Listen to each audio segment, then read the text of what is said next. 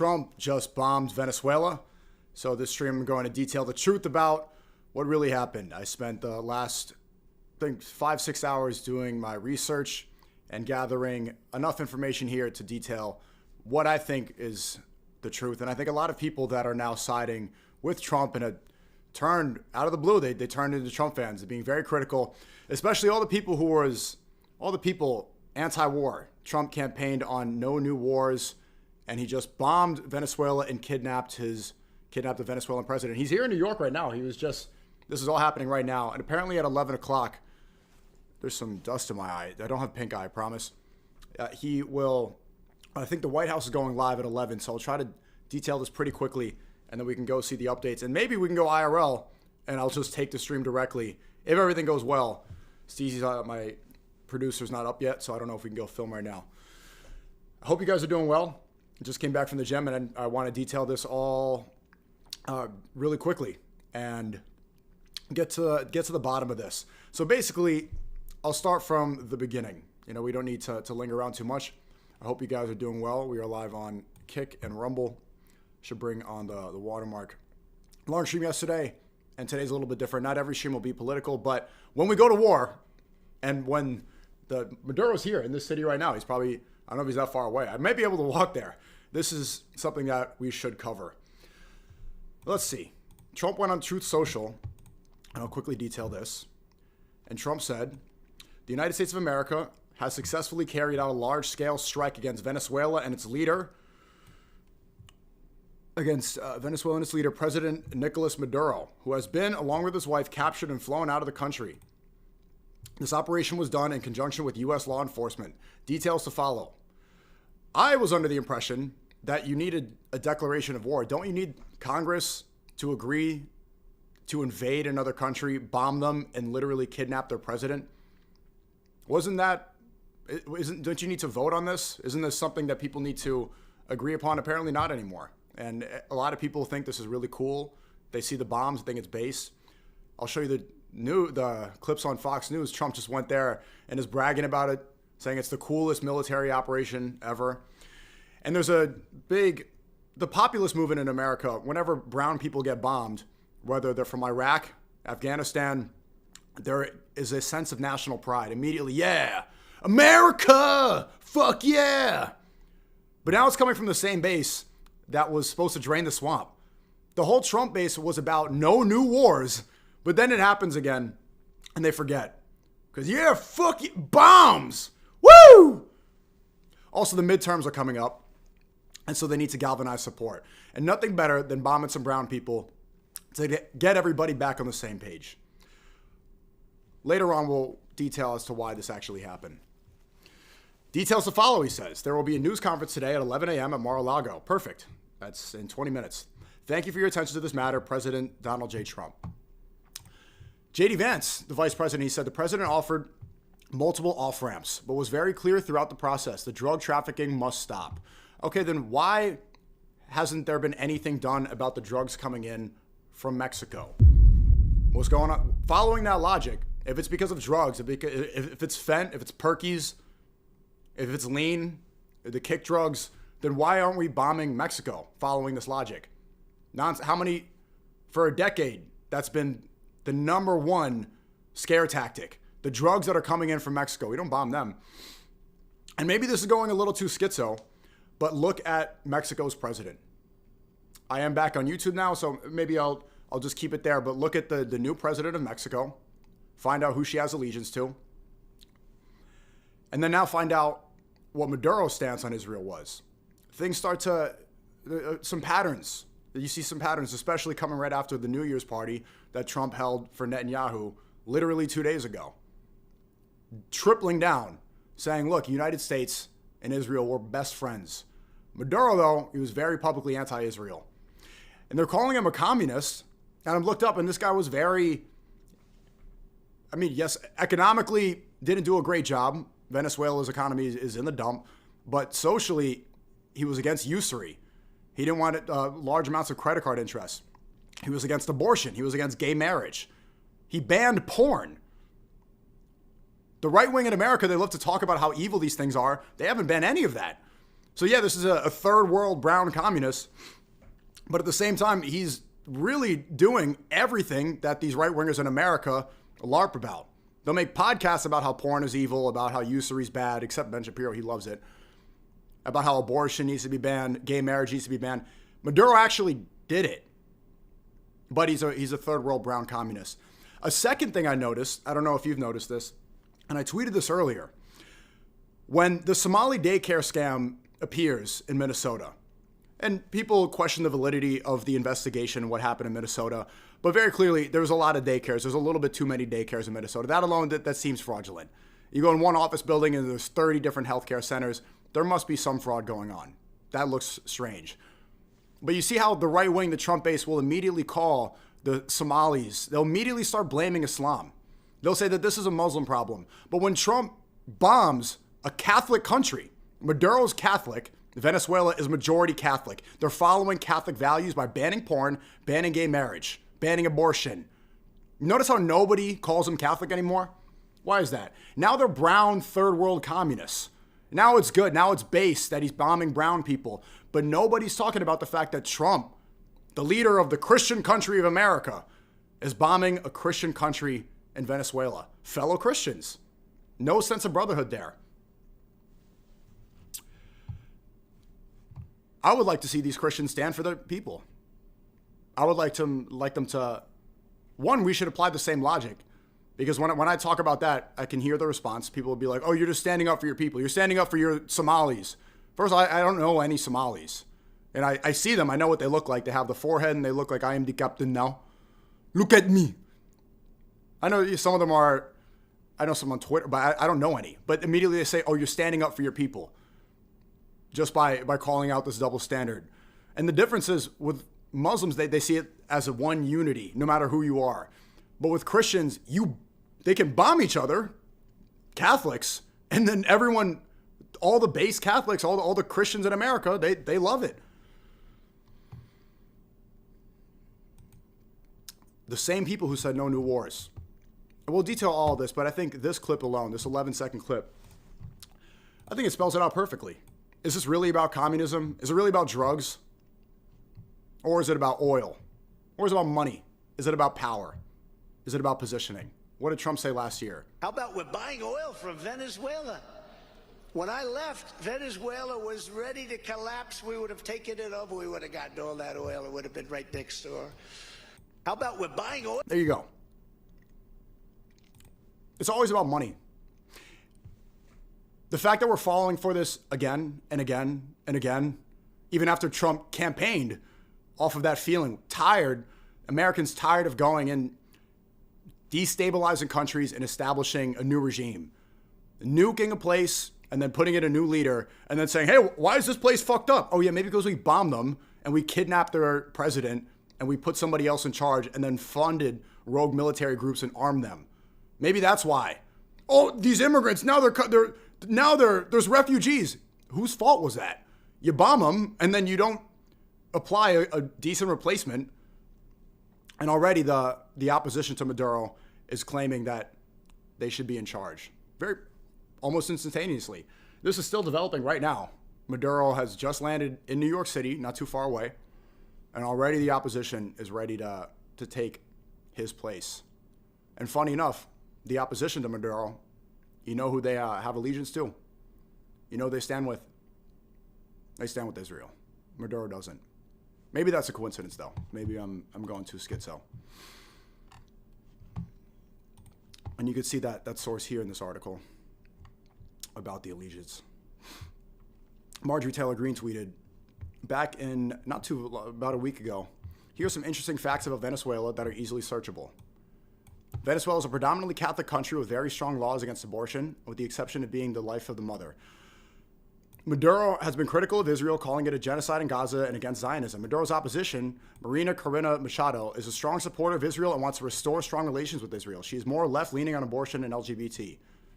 Most Americans I talk to are not buying that this is really about drugs and sanctioned oil. And this is over 10 days ago.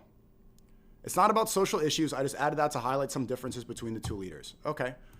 Well, then what else did J.D. Vance say? The president offered multiple off-ramps, but was very clear throughout this process. The drug trafficking must stop, and the stolen oil must be returned to the United States.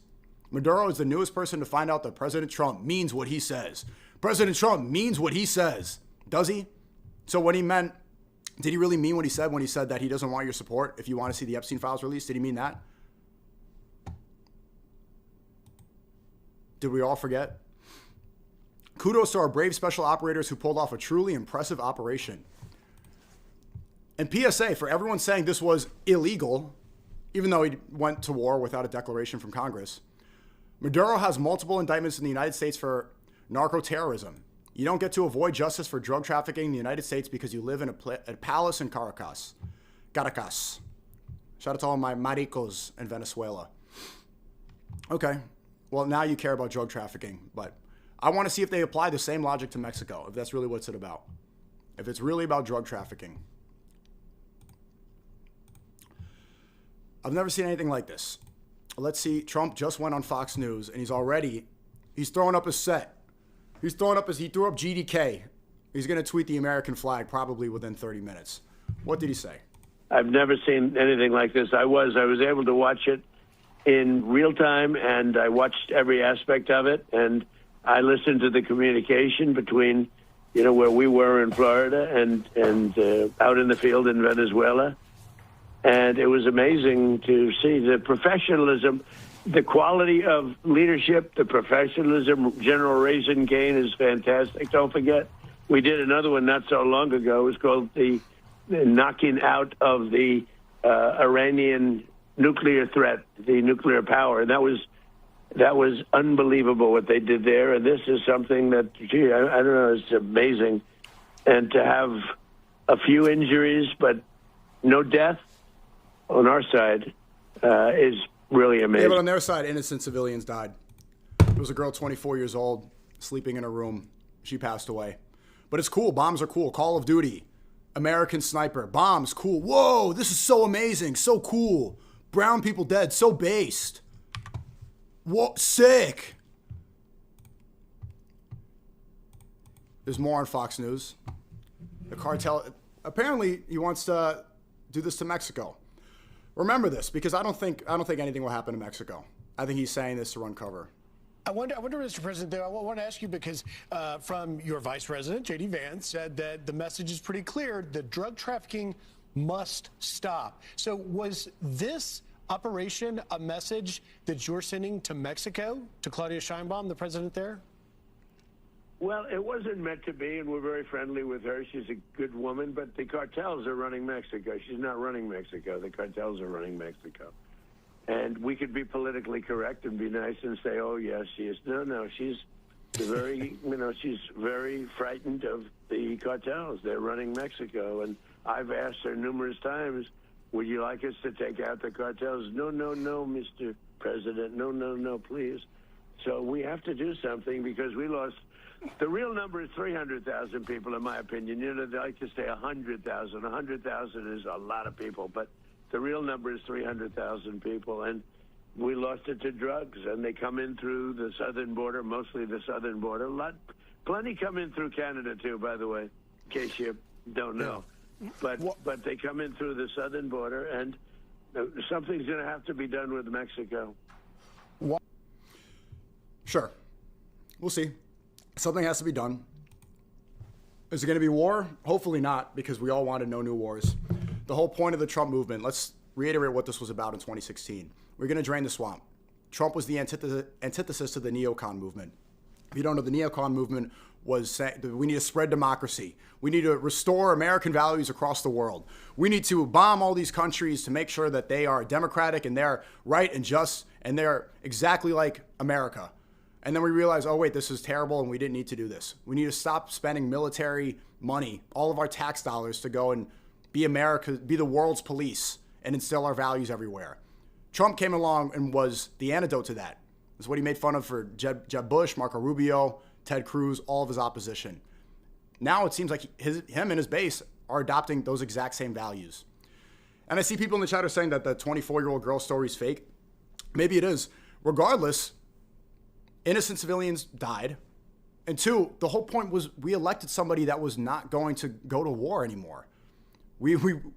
That's why we supported him.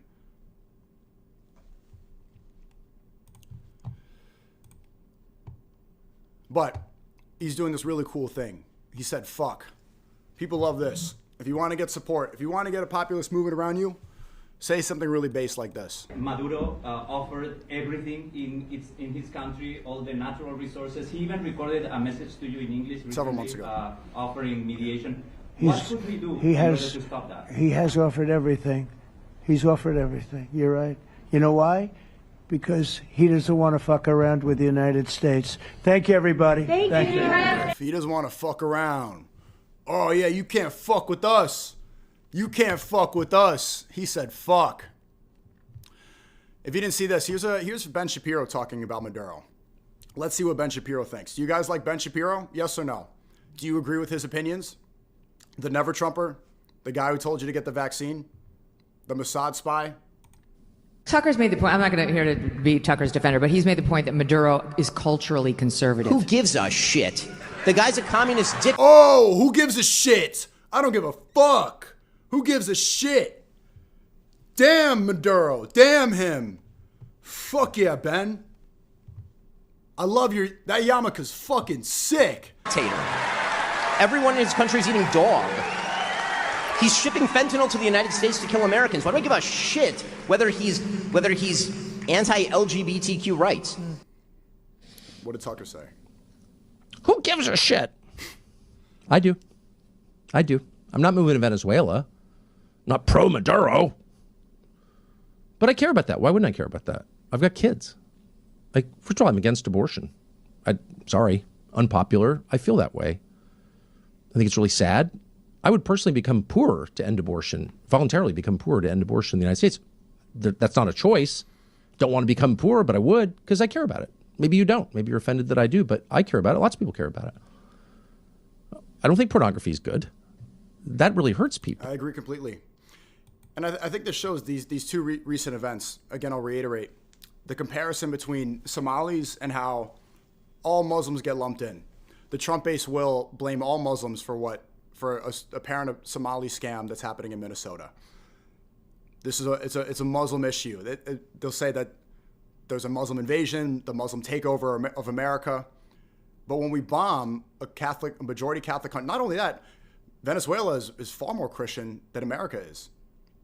Not only in population, but clearly with the values, the ones that Ben Shapiro doesn't give a shit about. But it seems like that populist movement, what I've realized is that these people, the galvanized people, the Trump chuds, they don't see Catholics, if they're not the same race, they don't see them as brothers. They don't see any sort of allegiance. They don't see them as the same. If they're a different race, even though they are the same in faith, there's no similarity. Now they're brown, third world communists. Doesn't matter that they're Christian. If you're okay with that thought process, then we disagree. I think faith supersedes skin color. And so here's the narrative from the Trump shills. I've seen several of these posts. Lots of likes. Who knows if this engagement is inflated? This guy, Joey Manarino, says, I'm with some Cubans right now, and they're literally crying tears of joy. Are you really? You're hanging out with Cubans at 5:35 a.m., and they're crying tears of joy? Where is this? They're sobbing in the middle of eating a pork sandwich, a Cuban sandwich in Miami, dancing around, smoking a cigar. They're sobbing. They're crying about Maduro being captured. Really? At 5, where are you? Where is this happening? Were you out at a Cuban club? You're at 5 a.m., Joey, with a bunch of Cubans crying. Venezuelans are celebrating all over the globe, too. If anyone thinks this military operation was a bad idea, you have no idea how many votes we just gained for the midterms. There you go. I agree. This is going to galvanize a lot of people. This is going to, right wing. A lot of this does have to do with the midterms. Trump could have done this at any point. He's choosing today specifically for a reason with the midterms coming up. Thank you, Toasted, for the 20. He said, SNEAKO, keep fighting the good fight. I appreciate you. Thank you for the 20. Trump is now the absolute hero of the Latin Americans. Okay. Trump is the hero. He's the hero. And I saw this as well. Sometimes I like these posts so that I can get them for stream. This guy, Inevitable West, says breaking thousands of Venezuelans are waking up and celebrating the news of communist dictator Maduro being captured by U.S. forces. The legacy media won't show you this. Well, okay, you are kind of showing this, and it's got 2.4 million views, Inevitable West. I want to see if this is legitimate. Let's listen to this audio real quick, and you can judge for yourself.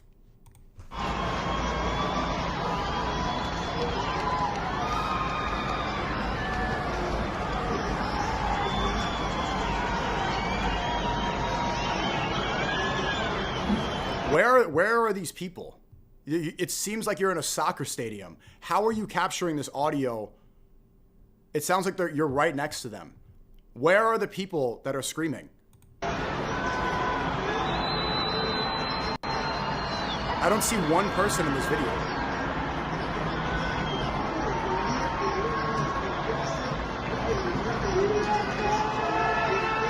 Are they yelling out their windows? Is there a crowd on the street? What's going on?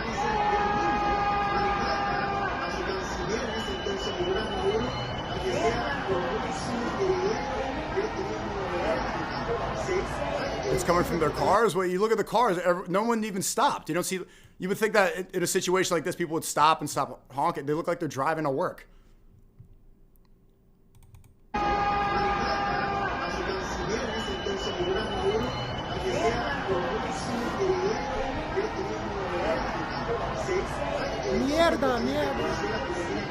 Yeah, I don't buy this. I think you just added audio to this video. And Inevitable West, see, this is the type of accounts that have been pushing the pro-Trump narrative nonstop, right? Wow. A Greek or a Roman statue with an American flag right behind you. American. Inevitable West, a faceless guy. He's a defender of Western values and culture. Jesus Christ is king. Jesus Christ is king. They just bombed a Christian country. Oh, you're Anglo, covering the West. And I have an American flag and a UK flag. Defender of American values from the UK. Work with 10 Venezuelans in construction job. They are all happy and their family there are celebrating too. Are real people. I think that these accounts are run specifically to push a narrative. I don't buy it. Put your face out there. You Anglo defender. Jesus Christ is king. Who are you? Terrence K. Williams says, I stand with President Donald Trump. I voted for him because I trust his judgment. I thought you voted for him because of no new wars. I thought you voted for him because he promoted specific values. I trust our commander-in-chief. President Trump ordered strikes on sites inside Venezuela, including military facilities, according to U.S. officials cited by CBS News. Keeping America safe comes first. You know who else? You know what else they bombed? They bombed a museum. They bombed a museum where Hugo Chavez's body, the former president of Venezuela, where his grave was. What did that have to do with it? It was not a military facility. And I looked it up. It turns out that Hugo Chavez was the president that changed the alliance between Venezuela and Israel. So Venezuela voted in favor of Israeli membership in 1949 in the United Nations. But Hugo Chavez, it seemed like he was siding with Iran in 2006 in the Lebanon war. Iran has proxies in Lebanon. Chavez positioned himself on the world stage as opposed to American foreign policy, and the U.S. and Israel are partners in defense and international relations. So it seems like Venezuela, under the rule of Hugo Chavez, changed its perspective. Is it a coincidence that his body got bombed? Do they need to do that? Was that part of was he drug trafficking too? Was his corpse selling fentanyl, bringing it over the border? Yes, it was. Okay. Let's see what something Maduro said. I want to see some of his values, some of his stances. Let's view this video now with an open lens, right? So the narrative they're going to continue to push: third world communists, communist. Sounds like 50s propaganda. The demon is communist. Ah, communist.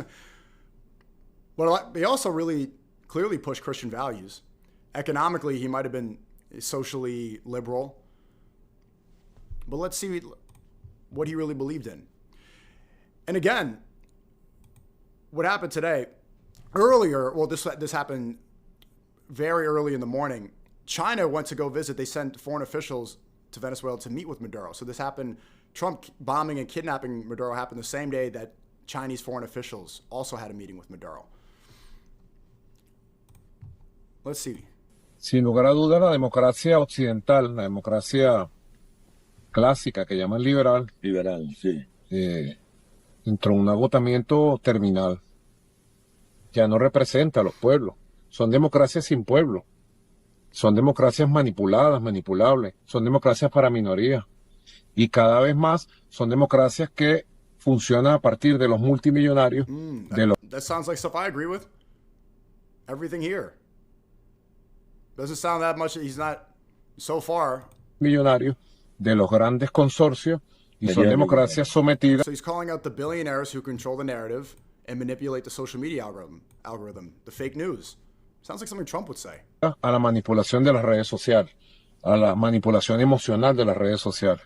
Entonces, la comunidad, el ciudadano, no tiene poder en esa democracia. En lo fundamental, no quiere decir que no haya experiencias positivas en lo que llaman democracia occidental.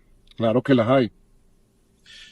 Así que nosotros, desde un principio, en nuestro proyecto original, inspirados en Bolívar, en Simón Rodríguez, en Ezequiel Zamora, en el Libro Azul, el comandante Chávez plantea rehacer la democracia a través de un proceso popular constituyente y rehacer la fórmula de democracia para construir una democracia de todos los días, una democracia permanente, una democracia con pueblo, donde se le dé el poder completo a la gente. ¿Y qué es el poder?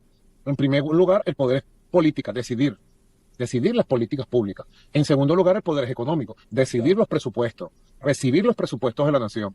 Y el poder de la cultura, el poder de la educación. Así que eso es lo que estamos construyendo. El comandante Chávez fundó los consejos comunales, fundó el Consejo de las Comunas, y tú puedes recordar cómo me lo encargó a mí, pero nos lo encargó a todos. Me dijo, Nicolás, agarrando That's my name, by the way. I spell it the same way. el hombro, te encargo las comunas como te encargaría mi vida. Cuando él dijo eso, mira, yo sentí aquí en el hombro, ahí al lado de él, el peso de los siglos. Pero afortunadamente nuestro pueblo agarró ese peso y ahora no me pesa. Tengo, mira, los hombros liberaditos, porque nuestro pueblo ahora está ejerciendo la democracia directa. Este año tuvimos 4 consultas nacionales. Ah, claro, para AP, F, CNN, UPI, AFP, para los medios occidentales no existe la democracia directa. Para ellos lo que existe es el ataque permanente contra la Venezuela bolivariana. Pero aquí yo reto a quien quiera debatir, a quien quiera, tenga el nombre que tenga, el cargo que tenga. Lo reto a debatir en cualquier barrio que quiera ir de Caracas con nuestro pueblo, no conmigo, que debatan con el pueblo, para que vean cómo se está construyendo una democracia nueva. No pretendemos ser modelo para nadie, pero eso sí, nos sentimos orgullosos de lo que estamos construyendo. Así que al pueblo se está empoderando, forjándose, formándose, 4 consultas, una trimestral, y además este año aprobamos la cifra de 33,000 proyectos. Oh my God, of course it's this number. Did it really, he was doing, it's got to be 33 really. Populares, financiados, construidos, que son obras, ambulatorios de salud, clínicas de salud popular llamadas CDI, escuelas, liceos, vialidad, carretera, infraestructura, casas para abuelos, casas para la juventud. Y pare usted de contar. Someone in the chat said you're still defending fraud against the American taxpayers. One, no, I'm not. I did spell out exactly what I think about what's happening in Minnesota with the Somalis. And second, is this not fraud against the American taxpayers? If Trump campaigned on no new wars and now tax dollars, because what is it, 70% of our budget goes to the military? If that now goes into a war when they said no new wars, is that not fraud? What about the majority of our tax dollars going to Israel? How many billions of dollars do we go there? Is that what you want to spend your tax money on? What about, it's like $70 million a year that goes to the development of Holocaust museums, almost 100 years after the Holocaust? Our tax dollars get used for so many scams. Yes, is there daycare fraud? Probably. It looks like a scam to me. But that outrage has been deliberate, and they're using that to beat a dead horse, to encourage a populist movement, to get J.D. Vance elected. Nothing's going to happen with the Somalis in Minnesota. They're not going to do anything. They moved on already. They used it to galvanize people. They used it as a distraction. And they use it specifically to, I think partially to drive up Muslim hate, which is very popular in D.C. right now. Hate against other religions is not tolerated and is not allowed, but you can gain a lot of support quickly by blaming it on all Muslims, which is the narrative of a lot of these right-wing chuds. And you've seen it, I've seen it. I want to see the outrage be spread as it should. I want to see the outrage be directed in the right places. If you're going to be outraged about this fraud, we should be a million times more outraged about all of our tax dollars going to Israel. Solución de problemas. ¿De dónde salen los proyectos? De la Asamblea Vecinal. ¿Y cómo se aprueban los proyectos? No lo aprueba un alcalde, un ministro, un presidente. Yo no le apruebo a esta comunidad, mira, hágale tal cosa. No, lo aprueba con su voto el pueblo. 33,000 proyectos. Se invirtieron más de 330 millones. That's insane, bro. That's a lot of 33s in this video. I'm gonna move on right now so people don't. That's strange to me. But this was the Chinese. This is me, my family. That's me right here. I went there with Xi Jinping, and we were visiting Maduro. We were trying to figure out a deal to make with the oil. I went there. It was great. We were speaking Mandarin. We were using chopsticks. And then Trump had to fuck it all up, man. I was very disappointed, and it took a jet right back to New York home. This was earlier today, speaking with Maduro. They look good. We look good. This is a little bit of a tangent, but I wanted to include this right here because I do think that this is critical and important, especially when you see some strange engagement going on in X, when you see these talking heads pop up out of nowhere pushing the narrative that they're supposed to push. It's like, who are these influencers? Inevitable, like a Greek statue saying exactly what Trump's saying. It's clearly artificial. And then you see Israeli cybersecurity billionaire Shlomo Kramer. Shlomo Kramer. That sounds like a Seinfeld skit. I don't understand why the U.S. had so much hate in their hearts for Muslims. Muslims are some of the kindest people I've ever met. SMH. Yeah, I know. Thank you, Toast. I appreciate you. You're right. Well, it is propaganda. And also another one, keep being different and talk these worldly problems. It's going to make a difference. I appreciate you. Thank you for the super chats on YouTube. We need to control these social medias and control what they are saying. I know it's difficult to hear, but it's time to limit the First Amendment in order to protect it. Did you hear what he just said? That's a paradox. That's a contradiction. You need to limit free speech to protect free speech. What the fuck are you talking about, Shlomo Kramer? Shlomo Kramer. Change your name. Be like Jonah Hill what the? Shlomo Kramer saying we need to get rid of the time to limit the First Amendment in order to protect it. Okay, Shlomo Kramer, an Israeli billionaire, is saying we need to go change the American First Amendment in our country. And quickly before it's too late. What do you mean? Too late for what? I mean that we need to control the platforms, all the social platforms. We need to stack rank the authenticity of every... He doesn't even speak English. He's saying we need to change the American First Amendment. He's so Israeli, he can't even speak the language properly, and he's coming into our country telling us that our rights need to be changed to benefit his agenda. It's right in front of you. We need to change because Shlomo...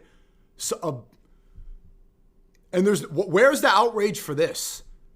Where's an ounce of all these base conservatives who care about these patriots?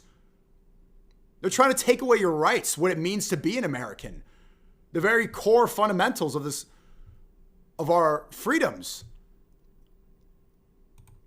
Person that expresses themselves online and take control over what they are saying based on that ranking. The government. The government. Ranking. It's the social credit score. This is what Peter Thiel is doing, and this is who's funding J.D. Vance.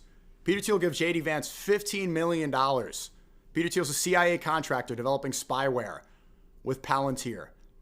He's the one who created J.D. Vance.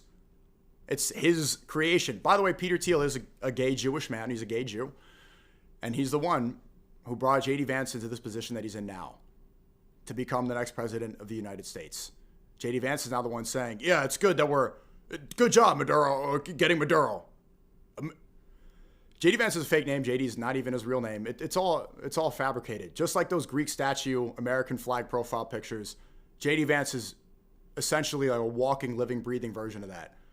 The base conservative married to an Indian who's going to protect American values. This stuff is weird. It doesn't make sense. And you know damn well that Shlomo Kramer, when he's talking about the ranking and the spread, he's talking about the Peter Thiel software. The ranking the government. The government should control the social media. Yeah. I know it's yeah. I'll go back here. Let's remember what Trump said on New Year's Eve. And by the way, this is a party with Benjamin Netanyahu. And you know, people get upset. They say that, oh, you make everything about Israel. You make everything about Israel. It's almost impossible to not when this party, this was in Mar-a-Lago and Benjamin Netanyahu was right there. The war criminal. J.D. Vance is saying, yeah, it's not illegal to go to war without Congress. We needed to get him because he was a bad guy. He's a criminal. Benjamin Netanyahu is a war criminal wanted all over the world for committing war crimes. And you guys hosting him for holiday parties. You're doing Christmas and Hanukkah parties with Netanyahu, the war criminal. What did Trump say?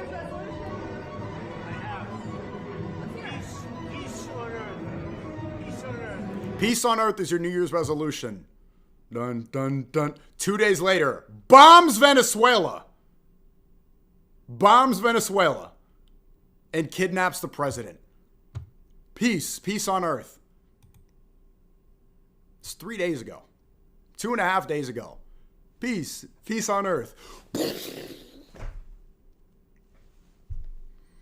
Peace with bombs. That's how we're going to achieve it. We're going to find world peace by bombing every country that doesn't agree with us exactly. You can come in if you'd like. Peace.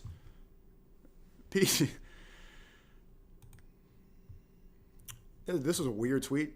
Andrew Wilson. I like Andrew Wilson. Andrew, what was this about? Look, communists gotta die. That's that. You can get mad about it, but they are fucking communists. I do, in fact, support the widespread military killing of communists. What? You're at is Paleo ChristCon. Your whole thing is being a Christian. Christian, husband, father. Christian, host of the Crucible. Christian. But communists have to die. I support killing communists.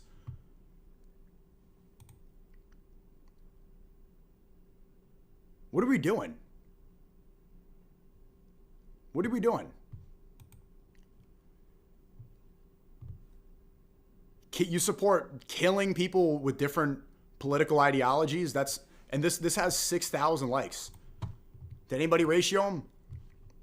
If you disagree with me politically, doesn't matter. I'm the Christian, but Christian, put that off for a second. I need to support military killing of communists.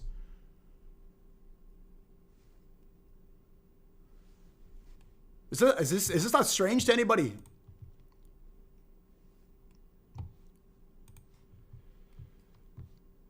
Pam Bondi, the Attorney General, said Nicolas Maduro and his wife, Celia Flores, have been indicted in the Southern District of New York.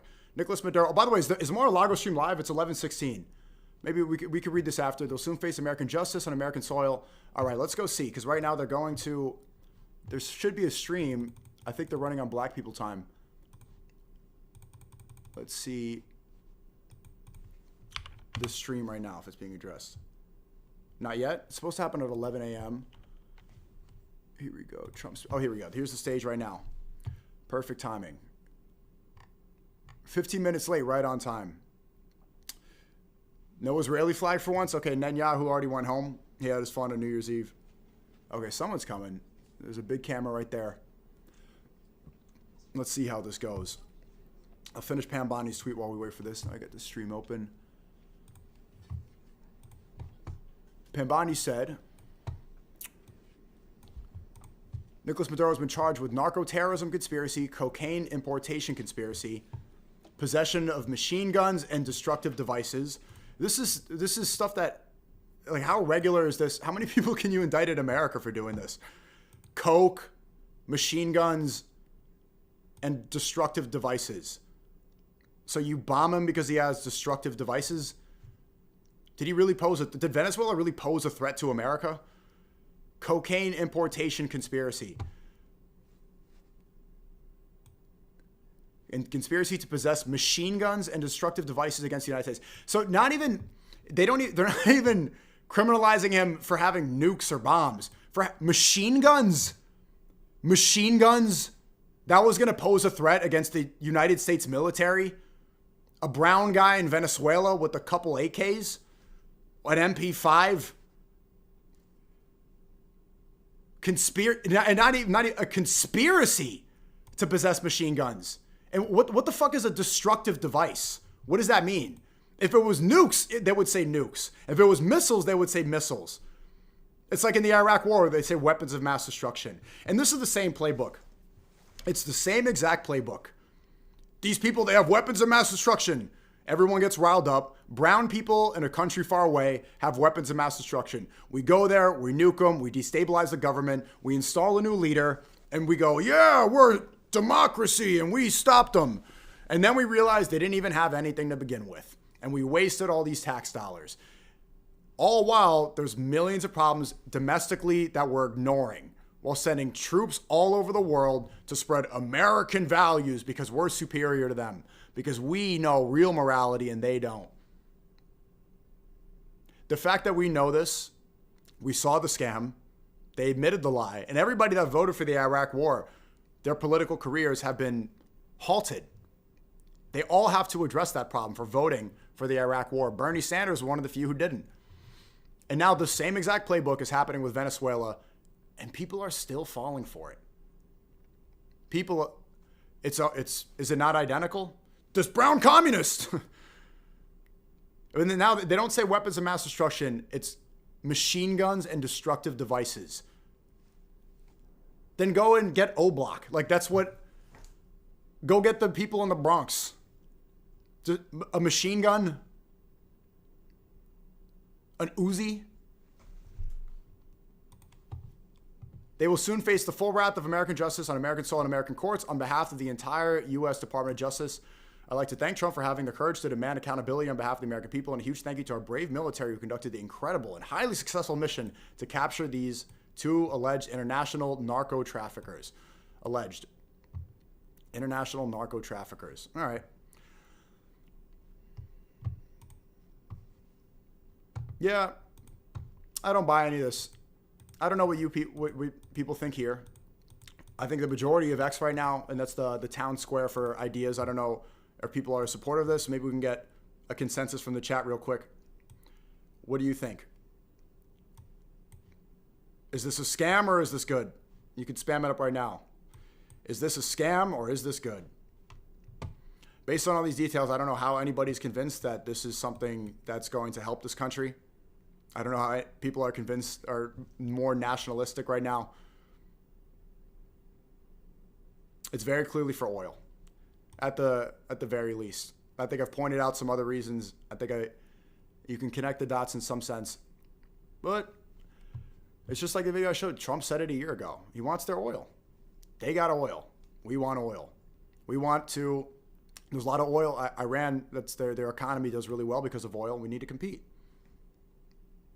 Iran poses the biggest threat to America right now, and not because Iran could actually beat us in a one-on-one war. It's because Iran poses the greatest threat to Israel, and we dick suck Israel. It's all proxy.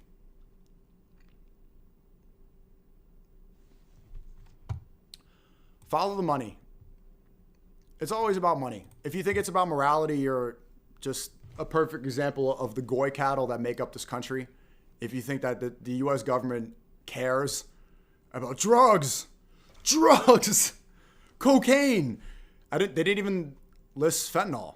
Pam Bondi just said nothing about Cocaine and a couple machine guns. That's what's pouring into America from Venezuela. That's why we needed to go to war and capture their president. Coke and some machine guns. That's light compared to Escobar. Compared to El Chapo. This is regular work. Even compared to Mexico right now. Cocaine and machine guns. That's posing the great threat. And he's a communist. And we need to kill him. According to Andrew Wilson, we need to kill communists.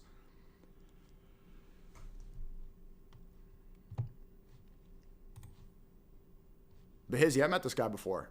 He said, Trump is such a savage. China went to Venezuela to meet Maduro today and he bombs him. I've seen I see most of the chat, especially the YouTube chat, you're all saying scam. But I wonder what everybody else is saying. Did you see this? This surprised me.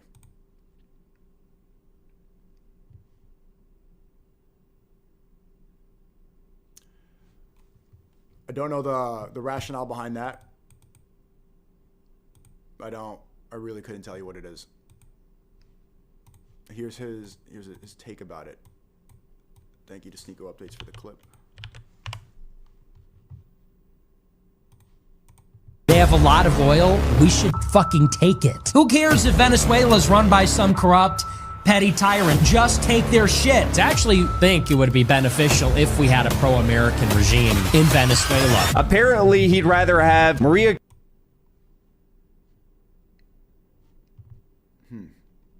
Take their stuff. Well, at least he's being honest about it. The rest of the people, they're all coping and saying it's about ideology. He's like, no, let's just take their fucking stuff. Let's just take it.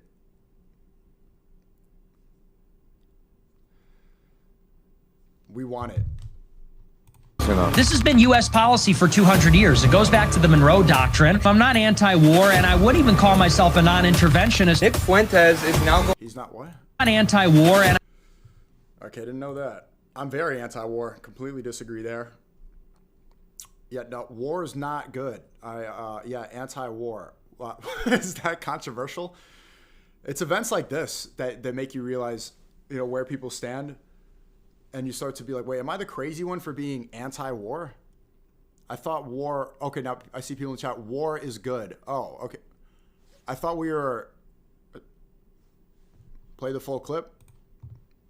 I wouldn't even call myself a non-interventionist. Nick Fuentes is now going full-blown neocon.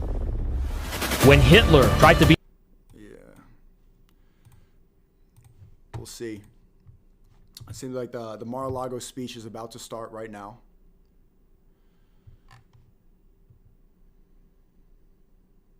Wow. This is kind of weird. AOC said it's not about drugs. If it was, Trump wouldn't have pardoned one of the largest narco traffickers in the world last month. It's about oil and regime change. And they need a trial now to pretend that it isn't, especially to distract from Epstein's skyrocketing healthcare costs. Why do I have the... Wait, what? Why do I have the same take as AOC? What? Am I a communist? What's going on? I have the same exact take. Are you a communist now for being anti-war?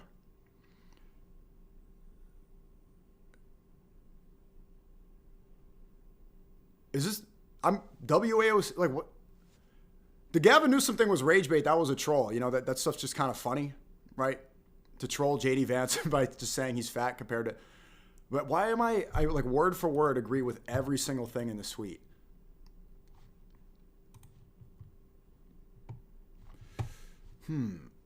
This makes me uncomfortable.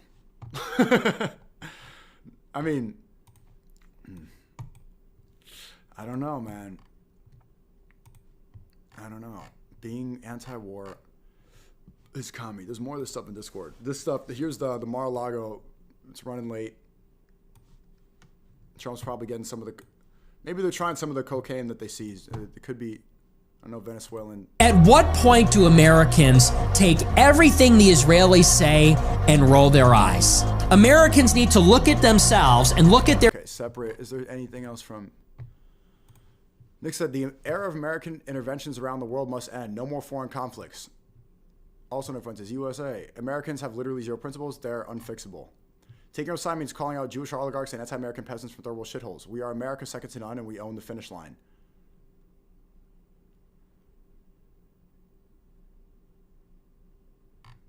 I have literally never said no more foreign conflicts. I support U.S. empire.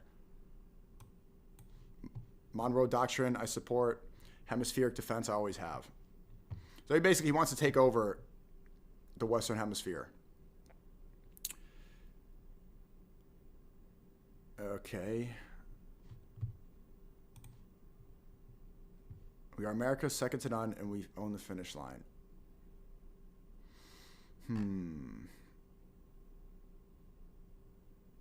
I support U.S. empire.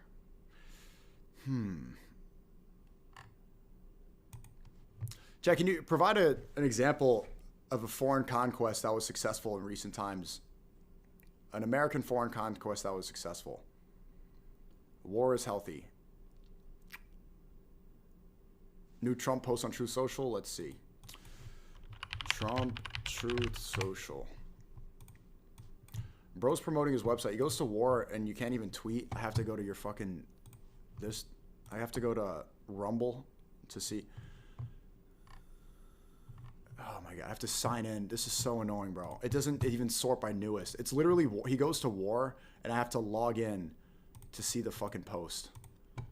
It's so, like, you know how annoying it is? You're trying to see updates on the fucking war that we're in, and it's a post from Christmas. Log in if you want to get war updates. Subscribe now for $199 a month to see what war we're starting. Jesus, bro. Is it on the... Like, why do I have to dig around? Why do I have to dig to find this stuff? Okay, let's see if the White House posted a screenshot. Thomas Massey. I really like Thomas Massey. Hopefully he agrees with me well, so I'm not only siding with fucking AOC right now.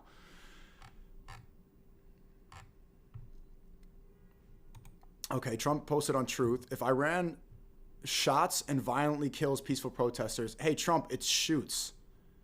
Does he have nobody on his team to get typos in? Bro, we're going to war and there's typos. If Iran shots and violently kills, it's...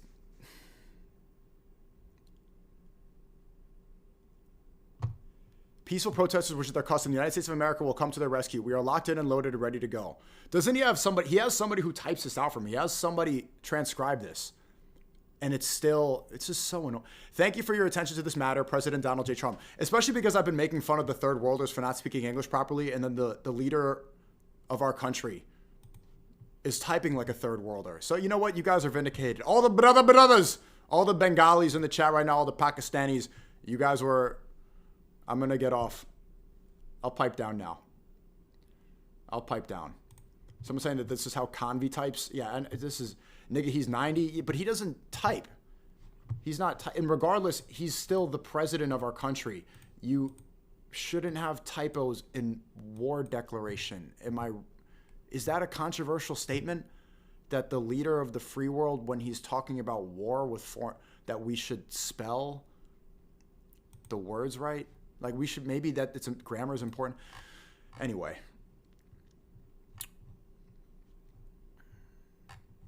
Thomas Massey said, if this action were constitutionally sound, the Attorney General wouldn't be tweeting that they've arrested the president of a sovereign country and his wife be possessing guns in violation of a 1934 U.S. firearm law. Yeah, we're holding presidents of other countries to our criminal code.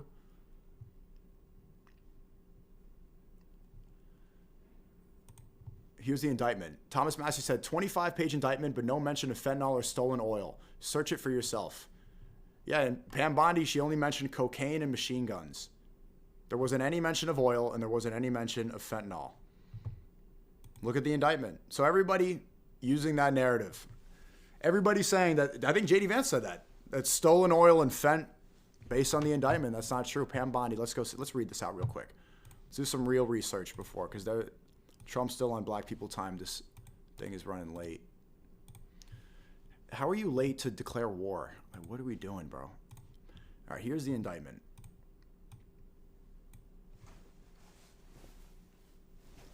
Donald W. Bush. Exactly. It's the like at this point, what's the difference between George Bush, Reagan? What's the difference? For over 25 years. Oh my God! Look, this is 25 pages. Okay, so he's the district court, Southern District. Oh, so this trial. When is this trial going to happen? Is this happening today? Are they going to try him? They might hold him hostage. They're probably going to hold him for a bit, but if it happens today, I definitely need to go to that. Oh, there's more super chats. I appreciate you. Release another season of Seinfeld. Says the Black Clock of Time. Funny. What else? Oh wait, no, this is not my fucking stream. I'm a boomer. That was the White House stream. They're super chatting more than you guys. Come on, we gotta spin back. War is natural. Okay, so now are we? Yeah, you know, if you're pro-war, this not what love speech, not what this is about. I mean, you can still watch the streams. I'm not gonna kick you out like ice, but I'm just saying that's not. I'm anti-war. I've always been anti-war. War is bad. It's incredible that I'm saying this, and it's like this is a divisive subject now. This isn't a war. Okay, so invading a country, bombing them, and stealing their president, that's not a declaration of war. You're only saying it's not a war because we stampede them. We did go to war with Iran, too. We bombed their nuclear facilities. This is absolutely a declaration of war. What, if this isn't, then what is? You need an actual declaration of war from Congress in order to do what Trump just did without it. Going in, bombing, stealing the president. Okay, let's see here. So it says, Nicholas Moros, the defendant, is at the forefront of that corruption and has partnered with his co-conspirators to illegally obtain authority and corrode transport of tons of cocaine into the United States. They're typing, like, this is how someone in the chat would type it. Tons of cocaine. Based? No, Clava's looking at this like, the guy sounds cool. Let's get him on stream. Yeah, this guy sounds like a chill guy. Since his early days in Venezuelan government, he's tarnished every public office he's held. Okay. He's moved loads of cocaine under the protection of Venezuelan law enforcement. So by this logic, he moved cocaine, right? What if, let's say, Sweden bombed the White House and stole President Trump because he was on Epstein Island? Would that not, one, be a declaration of war, and also two? But they, based off of this indictment, it's the same logic. It's like, oh, we don't like what he did. But yeah, I don't know if it's completely comparable because it was cocaine into the United States, but no fent. So I'm not, if it was fent, I'd feel a little bit different. Some blow. Allows cocaine-fueled corruption to flourish for his own benefit. Okay, so they're calling him a cokehead for the benefit of members of his ruling regime. He's corrupt, illegitimate. The drug trafficking enriched and entrenched Venezuela's political and military elite, including Minister of the Interior. It's just strange that the guy bans porn, bans abortion, bans usury, bans gay marriage, but he's a coke addict. How many people do you know are that adamant to hold up Christian values, but he's just blowing lines right after? He's banning gay marriage and abortion, and right after, and then he's drug trafficking with El Chapo. Like, who is this guy? The massive scale drug trafficking has also concentrated power and wealth in the hands of the Maduro Moros family. Okay. The cycle of narcotics-based corruption lines of pockets of Venezuelan officials and their families while also benefiting violent narco-terrorists. What is a narco-terrorist? What is that? They just made up that word. Is that it? Who operate with impunity on Venezuelan soil and who help produce, protect, and transport tons of cocaine into the United States. All right. There's more names. No fent yet and no stolen oil. We're on page 5. He's a Venezuelan citizen, held seat in the assembly. Okay, there's detailing his career here. They refused him as the head of state. In 2024, held another presidential election that was widely criticized Okay. And then he declared himself the winner despite widespread condemnation. Trump literally did the exact same thing. Trump did the exact same thing in 2020. Let's read this again. In 2024, Venezuela held a presidential election that was widely criticized by the international community, and then he declared himself the winner. Trump did this. It was a widely criticized election. People said there's a lot of voter fraud. And Trump said it was stolen, and he won. The difference is Maduro actually won. He was... No, he didn't. Yeah, Trump said stolen election. He said recount the votes, rigged election. To this day, he holds that he won the 2020 election. There was a lot of voter fraud. I got a strike for talking about that on YouTube back in the day. They reversed that policy. Illegitimate creation of the National Constituent Assembly. He siphoned powers. No fentanyl still. Thomas Massey's right. Sounds like a lot of horse. Okay, so let's find out, when is the trial? When is Maduro NYC trial? When is that? So someone in chat, help me do some research, because we could have a fire stream right now if we go there. We can go outside the courthouse and see if we get in. Let's see if we get right in.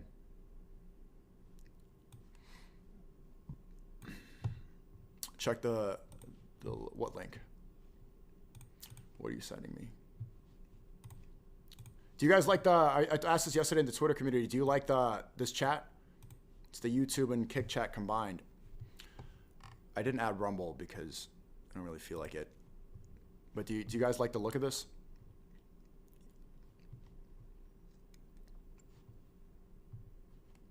It looks ugly. Does it really? Maybe I could change the look of it a bit, but I do like the combined aspect of it. The timing works of it well. Trump tweet. Okay, well, is he tweeting now, or is he on Truth Social? Let's go see. I still didn't see you don't like the highlights around the chat? Okay, I could change that. I was copying, I like the look of Aiden's chat. I was copying that. I'm trying to find the new Truth Social post. My tweets are doing well. Yeah, I tweeted here, 3 days into the new year, and Donald No New Wars Trump bombs Venezuela. Time for the podcast drones to either hang up the red hat or continue to cope and babble about Somali daycares until he brings us into World War III. Interesting. Yeah, these are... I was cooking today. Doing well. The YouTube chat not showing on overlay? Yes, it is. It's right here. Is it not? Oh, wait. Is this Kick... Wait, this is just Kick chat? Oh, shit. Oh, my God. Wait, the YouTube chat isn't even showing? My apologies. I'm surprised you guys didn't tell me sooner. Oh, you know what it is? It's because I need to change the stream link every day. I can't believe I didn't notice that until now. Oh, man, that's going to ruin the aura of the stream when it goes up. Oh, Trump's on? Okay, let's listen. Okay. It was a force against a heavily fortified military fortress in the heart of Caracas. Caracas. To bring outlaw dictator Nicolas Maduro to justice.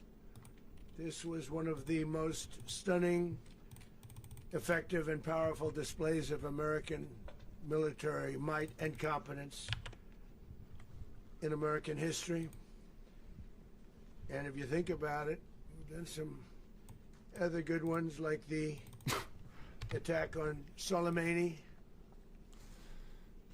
the attack on al-Baghdadi. Okay, can you stick to Venezuela for 5 seconds and stop flexing? Obliteration and decimation of the Iran nuclear sites just recently in an operation known as Midnight Hammer. Yeah, notice how it's really just about how cool the military is. Perfectly executed and done. No nation in the world could achieve what America achieved yesterday, or frankly in just a short period of time. All Venezuelan military capacities were rendered powerless as the men and women of our military, working with U.S. law enforcement, successfully captured Maduro in the dead of night. It was dark. The lights of Caracas were largely turned off due to a certain expertise that we have. It was dark. And it was deadly. But captured along with his wife, Celia Flores. Yeah, why did his wife have to... Both of whom now face American justice. Maduro and Flores have been indicted in the Southern District of New York. It's Jay Clayton for their campaign of deadly narco-terrorism against the United States and its citizens. I want to thank the men and women of our military who achieved such an extraordinary success overnight with breathtaking speed, power, precision, and competence. You rarely see anything like it. You've seen some raids in this country that didn't go so well. They were an embarrassment. If you look back to Afghanistan, or if you look back to the Jimmy Carter days, they were different days. We're a respected country again, like never before. These highly trained warriors operating in collaboration with U.S. law enforcement caught them in a very ready position. They were waiting for us. They knew we had many ships out in the sea, just sort of waiting. They knew we were coming. So they were in a ready, what's called a ready position. But they were completely overwhelmed and very quickly incapacitated. If you would have seen what I saw last night, you would have been very impressed. I'm not sure that you'll ever get to see it, but it was an incredible thing to see. Impressive bombs. Not a single American service member was killed, and not a single piece of American equipment was lost. We had many helicopters, many planes, many people involved in that fight. But think of that, not one piece of military equipment was lost, not one service member was, more importantly, killed. The United States military is the strongest and most fearsome military on the planet by far. What about innocent lives? Capabilities and skills our enemies can scarcely begin to imagine. We have the best equipment anywhere in the world. There's no equipment like what we have, and you see that even if you just look at the boats. You know, we've knocked out 97% of the drugs coming in by sea. 90%. Each boat kills on average 25,000 people. We knocked out 97%. And those drugs mostly come from a place called Venezuela. We're going to run the country until such time as we can do a safe, proper, and judicious transition. So we don't want to be involved with having somebody else get in, and we have the same situation that we had for the last long period of years. So we are going to run the country until such time as we can do a safe, proper, and judicious transition. And it has to be judicious. So they run Venezuela now? All about. We want peace, liberty, and justice. Why don't we fix what's going on in this country? Venezuela, and that includes many from Venezuela that are now living in the United States and want to go back to their country. It's their homeland. We can't take a chance that somebody else takes over Venezuela that doesn't have the good of the Venezuelan people in mind. We've had decades of that. We're not going to let that happen.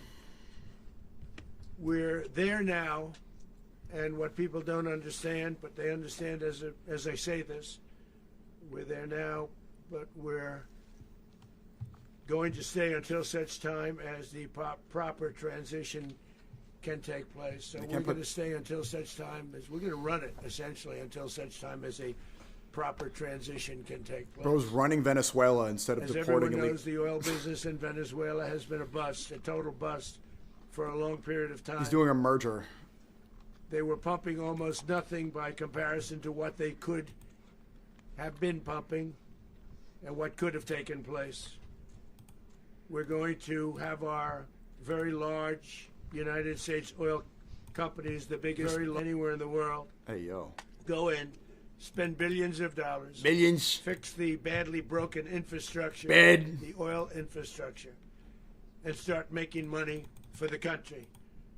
And we are ready to stage a second and much larger attack if we need to do so. So we were prepared to do a second wave. Wow. If we needed to do so. We actually assumed that a second wave would be necessary, but now it's probably not.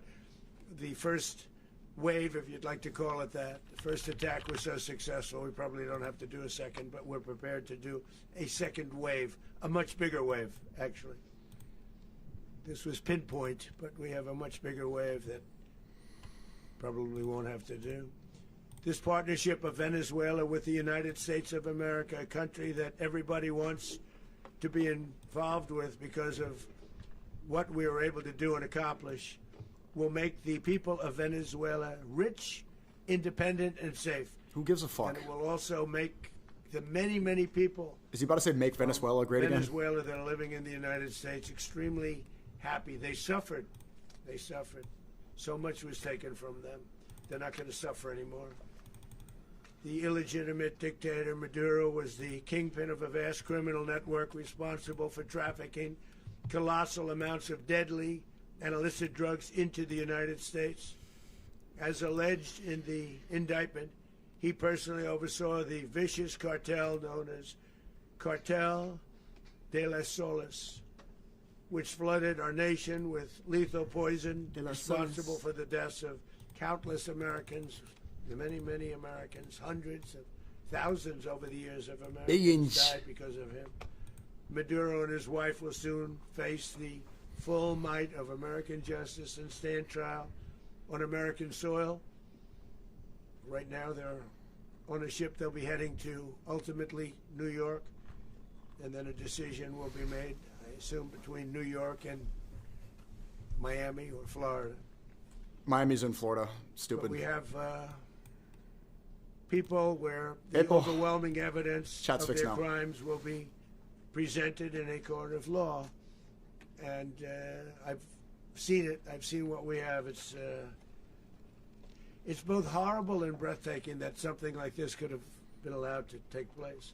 For many years after his term as president of Venezuela expired, Maduro remained in power and waged a ceaseless campaign of violence, terror, and subversion against the United States of America, threatening not only our people, but the stability of the entire region.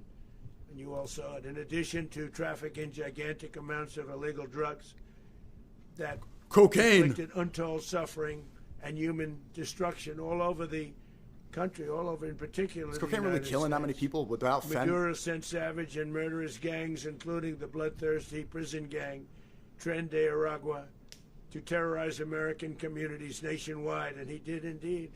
They were in Colorado. They took over apartment complex. They cut the fingers off people if they call police. Okay. They were brutal, but they're not so brutal now.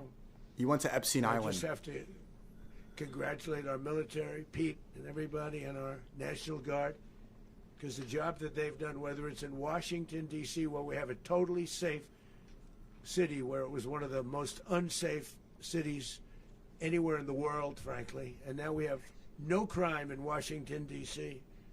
We haven't had a killing. We had the terrorist D.C. did get safer, it's true. A few weeks ago. A little bit of a different kind of a threat, but we haven't had a killing in a long period of time, 6-7 months. We used to have 2. No way, he just did. On average, 2 a week. Bro, we're at war. Do you have to do this? The restaurants are opening. Everyone's happy. They're going. They're walking their daughters. They're walking their children, he's rage their baiting. wives. They walk to restaurants. Restaurants are opening all over Washington, D.C. So I want to thank the National Guard. I want to thank our military. And I want to thank law enforcement. It's been amazing. And they should do it with more cities. We're doing it, as you know, and we're doing it in Memphis, Tennessee right now, and crime is down. We've just sort of started a few weeks ago, but crime is down now 77%. And the governor of Louisiana called, great person, and he wanted us to help him, as you know, in a certain very nice part of Louisiana. We have done that. It was a rough section, and we have crime down. This is a humiliation ritual for Marco Rubio. Nothing already after 2.5 weeks. New Orleans, it's down to almost nothing. Oh, look at this fucking guy. And we've only been there for 2.5 Everyone here has kissed the wall, by the way. Can't imagine why governors wouldn't want us to help. We also helped, as you know, in Chicago. Then crime went down a little bit there. We did a very small help because we had no we had no working ability with the governor. The governor was a disaster, and the mayor was a disaster. But it knocked down crime. But we're pulling out of there when they need us. We'll know. You'll know. You'll be writing about it. And likewise, Los Angeles, where we saved Los Angeles early on, where the head of the police department made a statement that right now. If the federal government didn't come in, we would have lost Los Angeles. That's long after the fires. That's when they had the riots in Los Angeles. We did a great job. Got no credit for it whatsoever, but that's okay. It doesn't matter. We don't need the credit. But we'll be pulling out when they need us. They'll call. I don't need the credit. Go back if we have to. Humble we'll bragging. Go back. But we did a great job in various cities. But the place that we're very proud of is Washington, D.C., because it's our nation's capital. We took it from being a crime-ridden mess to being one of the safest cities in the country. But the gangs that they sent raped, tortured, and murdered American women and children. Didn't you rape a kid on Epstein Island, apparently? Aragua. And they were sent by Maduro to terrorize our people, and now Maduro will never again be able to threaten an American citizen or anybody from Venezuela. There will no longer be threats. Why did you kidnap his wife? I highlighted the stories of those innocent Americans whose lives were so heartlessly robbed by this Venezuelan terrorist organization. Really one of the worst. One of the worst. They say the worst. Americans like 12-year-old Jocelyn Nungari from Houston. Beautiful Jocelyn Nungari. You don't know what she looks like. They, as you know, they speed up, bro. Assaulted and murdered. You sound sleepy. By Aragua. Animals. They murdered Jocelyn. I think it sounds like Joe Biden right now. And left her dead under the bridge. There was a bridge. How are you bored after war? Why is he bored? Never be the same to so many people after seeing what happened. People. As I've said many times, the Maduro regime emptied out their prisons, sent their worst and most violent monsters into the United States to steal American lives. And they came from mental institutions and insane asylums. They came from prisons and jails. The reason I say both, they sound similar. Actually, prisons, a little bit more. Wow. A little bit more hostile, a little bit tougher. Wow. The mental institution isn't as tough as an insane asylum, but we got them both. They sent from their mental institutions. They sent from their jails, prisons. They were drug dealers. They were drug kingpins. They sent everybody bad into the United States. But no longer. And we have now a border where nobody gets through. In addition, Venezuela unilaterally seized and sold American oil. Like 3 million assets and American platforms, costing us billions and billions. Billions and billions. They did this a while ago, but we never had a president that did anything about it. They took all of our property. It was our property. We built it. And we never had a president that decided to do anything about it. Instead, they fought wars that were 10,000 miles away. We built Venezuela oil industry with American talent, drive, and skill, and the socialist regime stole it from us during those previous administrations, and they stole it through force. This constituted one of the largest thefts of American property in the history of our country. Considered the largest theft of property in the history of our country. I'm gonna lie, you need a line of Maduro's coke right now. Oil infrastructure was taken like we were babies. Do a bumper with that Maduro. I would have done something about it. America will never allow foreign powers to rob our people or drive us back into and out of our own hemisphere. That's what they did. Furthermore, under the now deposed dictator Maduro, Venezuela was increasingly hosting foreign adversaries in our region and acquiring menacing offensive weapons that could threaten U.S. interests and lives. And they used those weapons last night. Potentially in league with the cartels operating along our border. All of these actions were in gross violation of the core principles of American foreign policy. We were doing blow right here. More than 2 centuries. We were off that Maduro in this thing. Not anymore. All the way back, it dated to the Monroe Doctrines. And the Monroe Doctrine is a big deal.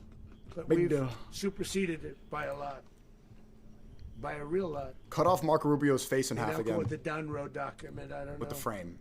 It's Monroe Doctrine.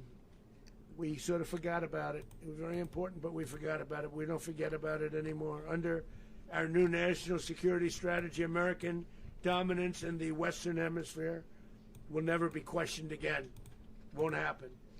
Bro's So flexing. just in concluding, for decades, other administrations have neglected or even contributed to these growing security threats in the Western Hemisphere. Yeah, the fuck is he looking at? Under the Trump administration, He's looking at the we Maduro. are reasserting American power in He's a thinking very about that powerful coke, way that coke in the back room. in our home region. And our home region is very different than it was just a short while ago. The future will be, and we did this in my first term. We had great dominance in my first term, and we have far greater dominance right now. Everyone's coming back to us. The future will be determined by the ability to protect commerce and territory and resources that are core to national security. These are core to our national security. Just like tariffs are, they've made our country rich, and they've made our national security strong. No, Trump coin made you rich, bro. Your crypto scam These are made the you iron rich. laws that have always determined global power. And we're going to keep it that way. We will secure our borders. We will stop the terrorists. We will crash the cartels. And we will defend our citizens against all threats, foreign and domestic. Other presidents may have lacked the courage or whatever to defend America. But I will never allow terrorists and criminals to operate with impunity against the United States. This extremely successful operation should serve as warning to anyone who would threaten American sovereignty or endanger American lives. How are they? Very importantly, the embargo on all Venezuelan oil remains in full effect. The American Armada remains poised in position, and the United States retains all military options until United States demands have been fully met and fully satisfied.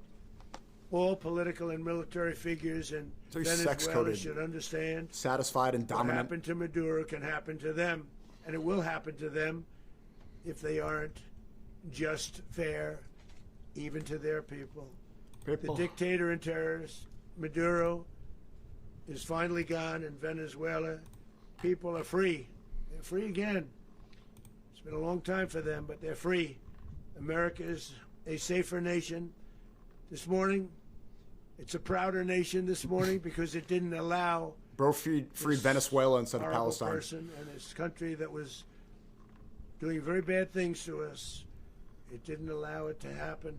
And the Western Hemisphere is right now a much safer place to be. So I want to thank everybody for being here. I want to thank General Raisin Kane. He's fantastic.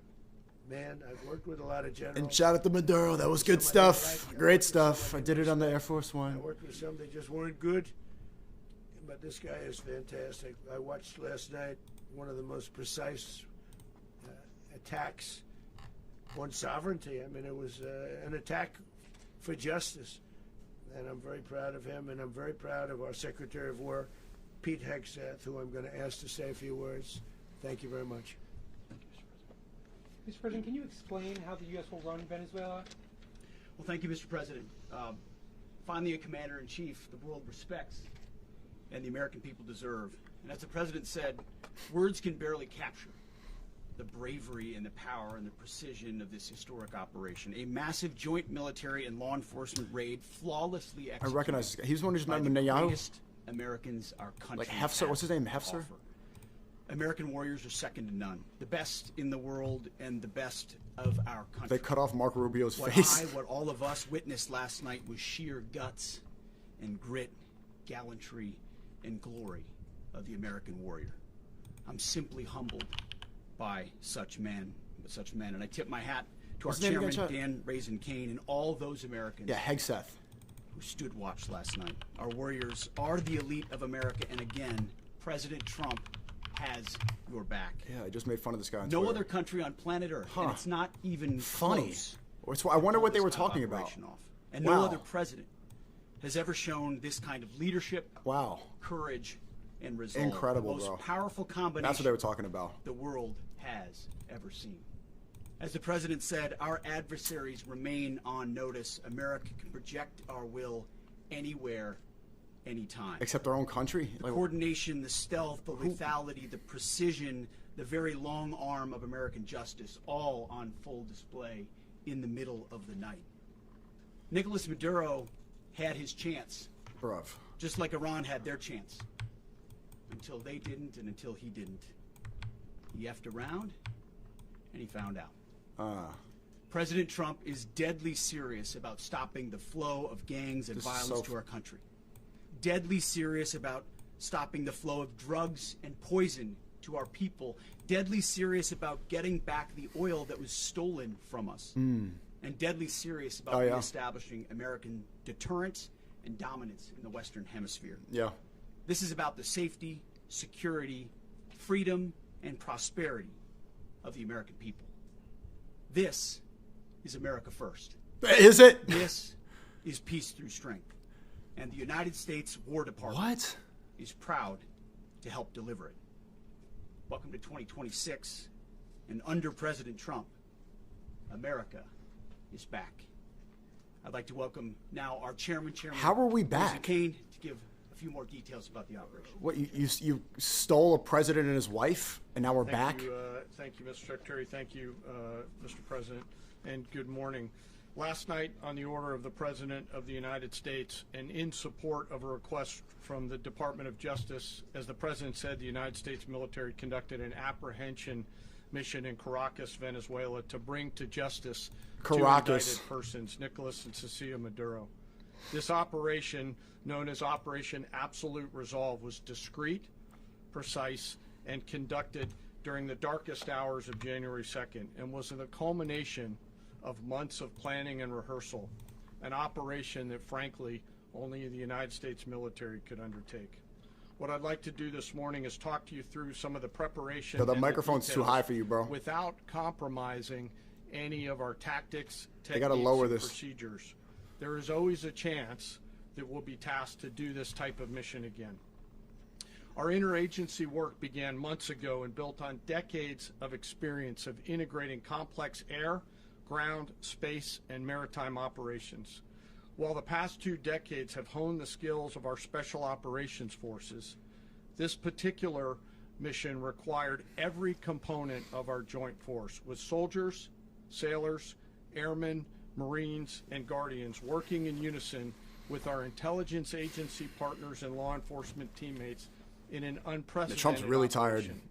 We leveraged bro's sleeping standing up. Intelligence capabilities and our years of experience in hunting terrorists. And we could not have done this mission without the incredible How was he a work by terrorist? various intelligence agencies, including the CIA, NSA, and NGA.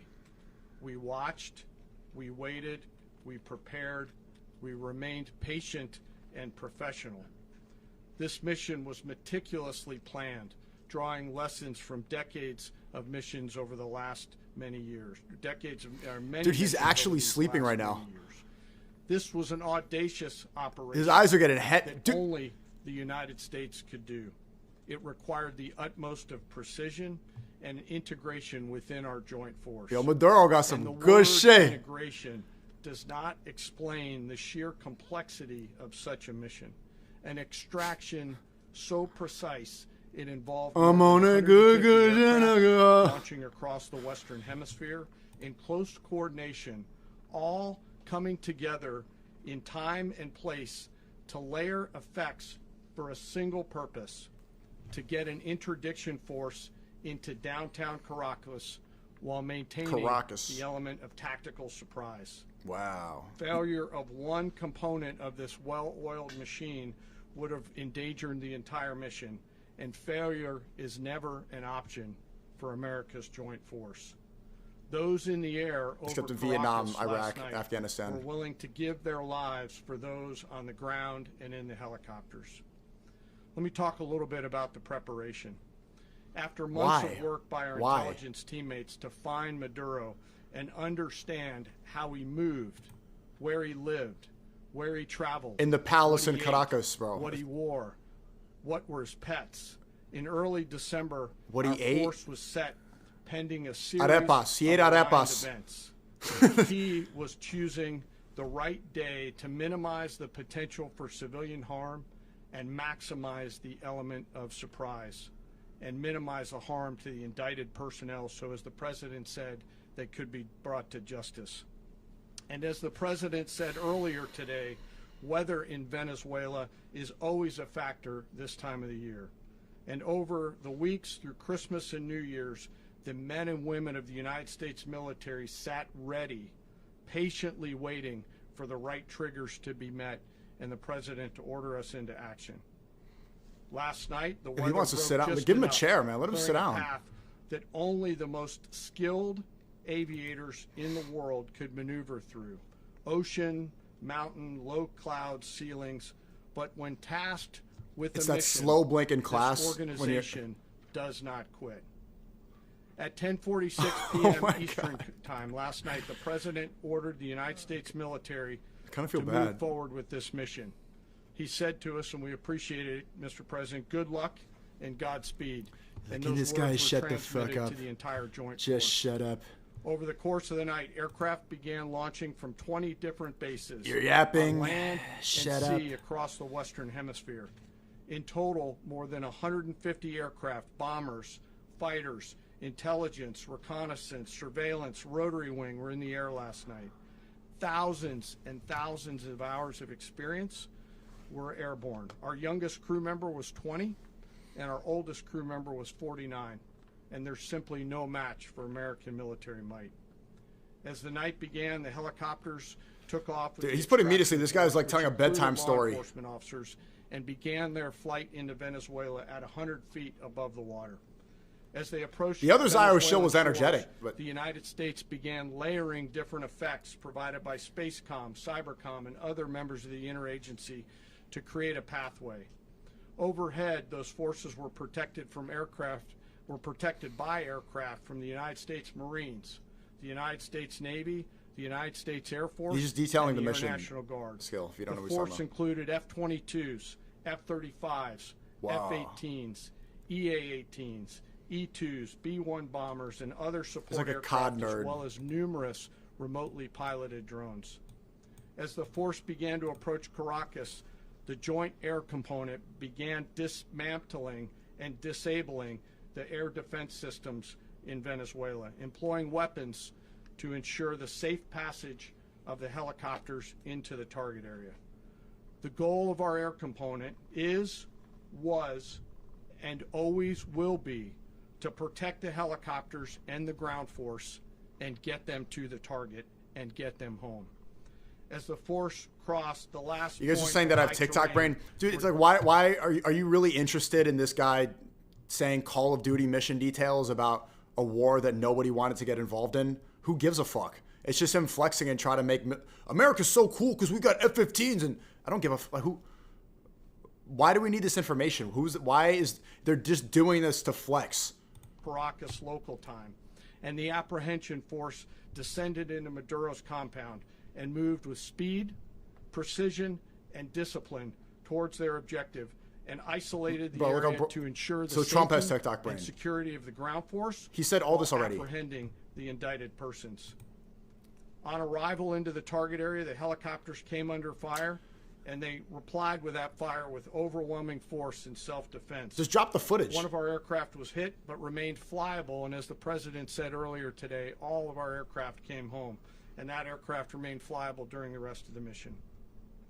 As the operation unfolded at the compound, our air and ground intelligence teams provided real-time updates to the ground force, ensuring those forces could safely navigate the complex environment without unnecessary risk.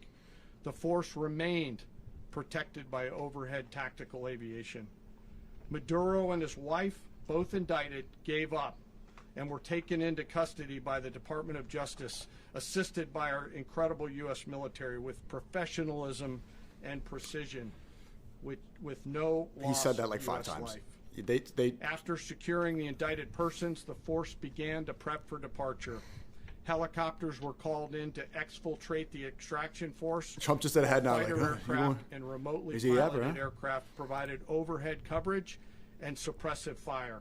There were multiple self-defense engagements as the It's also that he makes war sound boring. Out of Venezuela. How do you make this? This is so exciting. Successfully exfiltrated and returned to their afloat launch bases, and the force was over the water at 3:29 a.m. Eastern Standard Time, with indicted persons on board, and both Maduro and his wife were embarked aboard the USS Uajima. What did his wife do? In closing, what we've witnessed today is a powerful demonstration of America's joint force. We think, we develop, we train, we rehearse, we debrief, we rehearse again and again, not to get it right, but to ensure that we cannot get it wrong. Our jobs are to integrate combat power so when the order comes, we can deliver overwhelming force at the time and the place of our choosing against any foe anywhere in the world. I am immensely proud today of our joint force. My bad. What happened to the audio? What the fuck? Did it cut out? What the hell? What the hell? As we said, prepared to project power, defend themselves, and our interests in the region. This operation is a testament to the dedication and unwavering commitment to justice and our resolve to hold accountable those who threaten peace and stability. In closing, I want to express my heartfelt gratitude to the brave men and women who executed this mission. Their courage and tireless commitment to our nation are what makes us strong. Thank you, Mr. Secretary, and thank you, Mr. President. All right. ChatGPT wrote that, by the way. Wrap it up, and we're about to take questions. To add to what you've heard now. So get the fuck off the stage, Rubio! Maduro was indicted in 2020 in the United States. He is not the legitimate president of Venezuela. That's not just us saying it. The first Trump administration, the Biden administration, the second Trump administration, none of those three recognized him. He's not recognized by the European Union and multiple countries around the world. He is a fugitive of American justice with a $50 million reward, which I guess we saved $50 million. And we should make sure. Yeah, exactly. But don't let anybody claim it. Nobody deserves it but us. But I want to be clear about one thing. Nicolas Maduro had multiple opportunities to avoid this. He was provided multiple very, very, very generous offers and chose instead to act like a wild man, chose instead to play around. And the result is what we saw tonight. The other message here is the following. You have a guy, like many people around the world, they like to play games. You have a guy who decides he's going to invite Iran into his country, is going to, do the confiscation of American oil. You invited is going to flood our country with gang here. members, is going to take Americans prisoner and try to hold them for hostage and trade them like he was able to do. You with kissed the Biden wall administration. last month. Basically likes to play games all this time and thinks nothing's going to happen. And I hope what people now understand is that we have a president. The 47th president of the United States is not a game player. When he tells you that he's going to do something, when he's going to tells you, you kidnapped him for playing games. He means it. He actions it. I can tell you, I've watched this process now for 14, 15 years, been around it. Everybody talks. I'm going to do this. I'm going to do that. When I get there, we're going to do this. We're going to take. This is a president of action. Like, I don't understand yet how they haven't. Is action's a verb? And now he actions it. Now you know.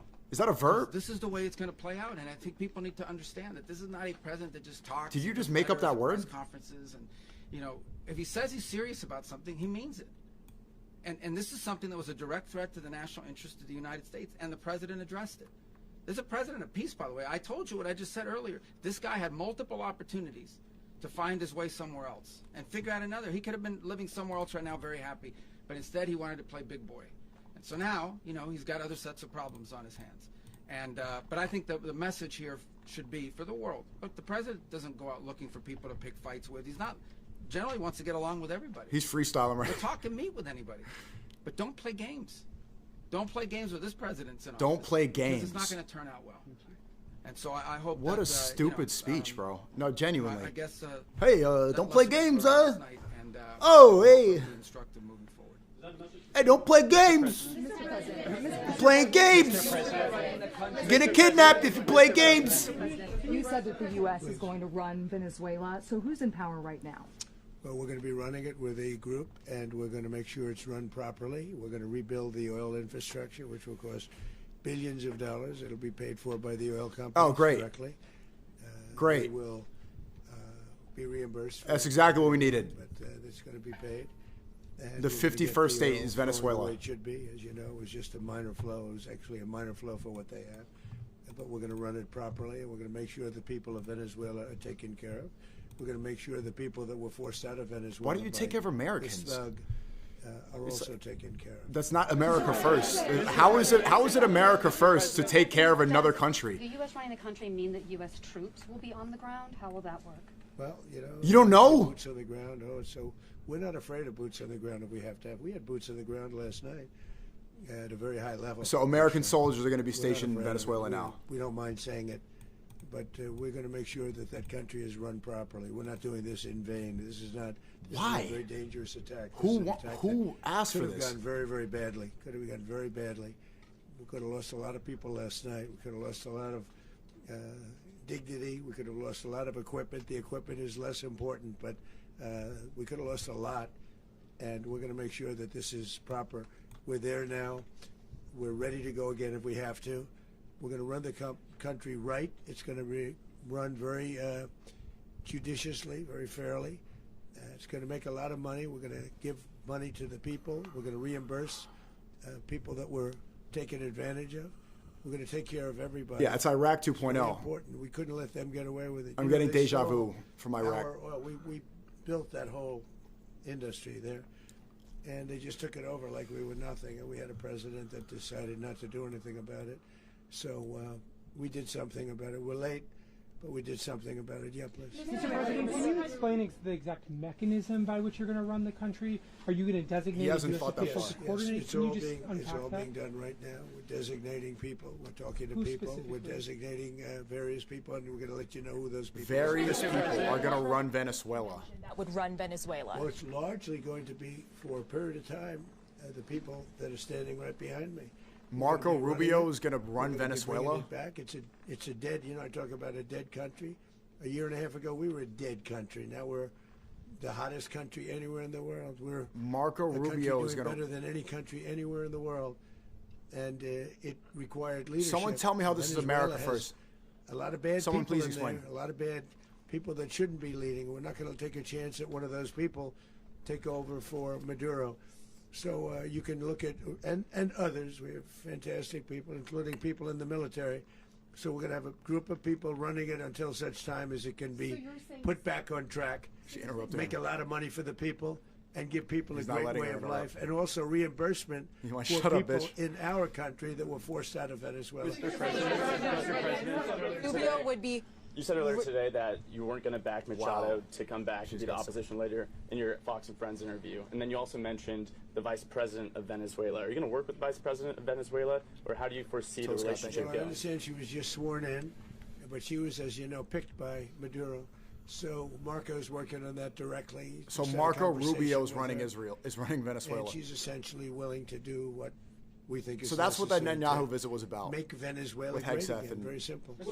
Make Venezuela great again? Fucking scam. Hold on. I got to pause this for a second. Anybody siding with this, you need to apologize right now. It's not putting America first to make Venezuela great again. Nobody asked for this. We have enough problems here. Now Marco Rubio is going to control that country, which is a disaster right now. And you're going to say that this is not Iraq and South America? What are we doing right now? You're throwing up, you're proud. Oh my God, bombs are cool. This is based. You don't think that we have enough, the debt that's here, the amount of, the housing crisis, people aren't getting married, and now we have fucking Venezuela to run. And you're gonna say that this is the patriotic take? What, because Maduro was selling coke? Because he was trapping some coke?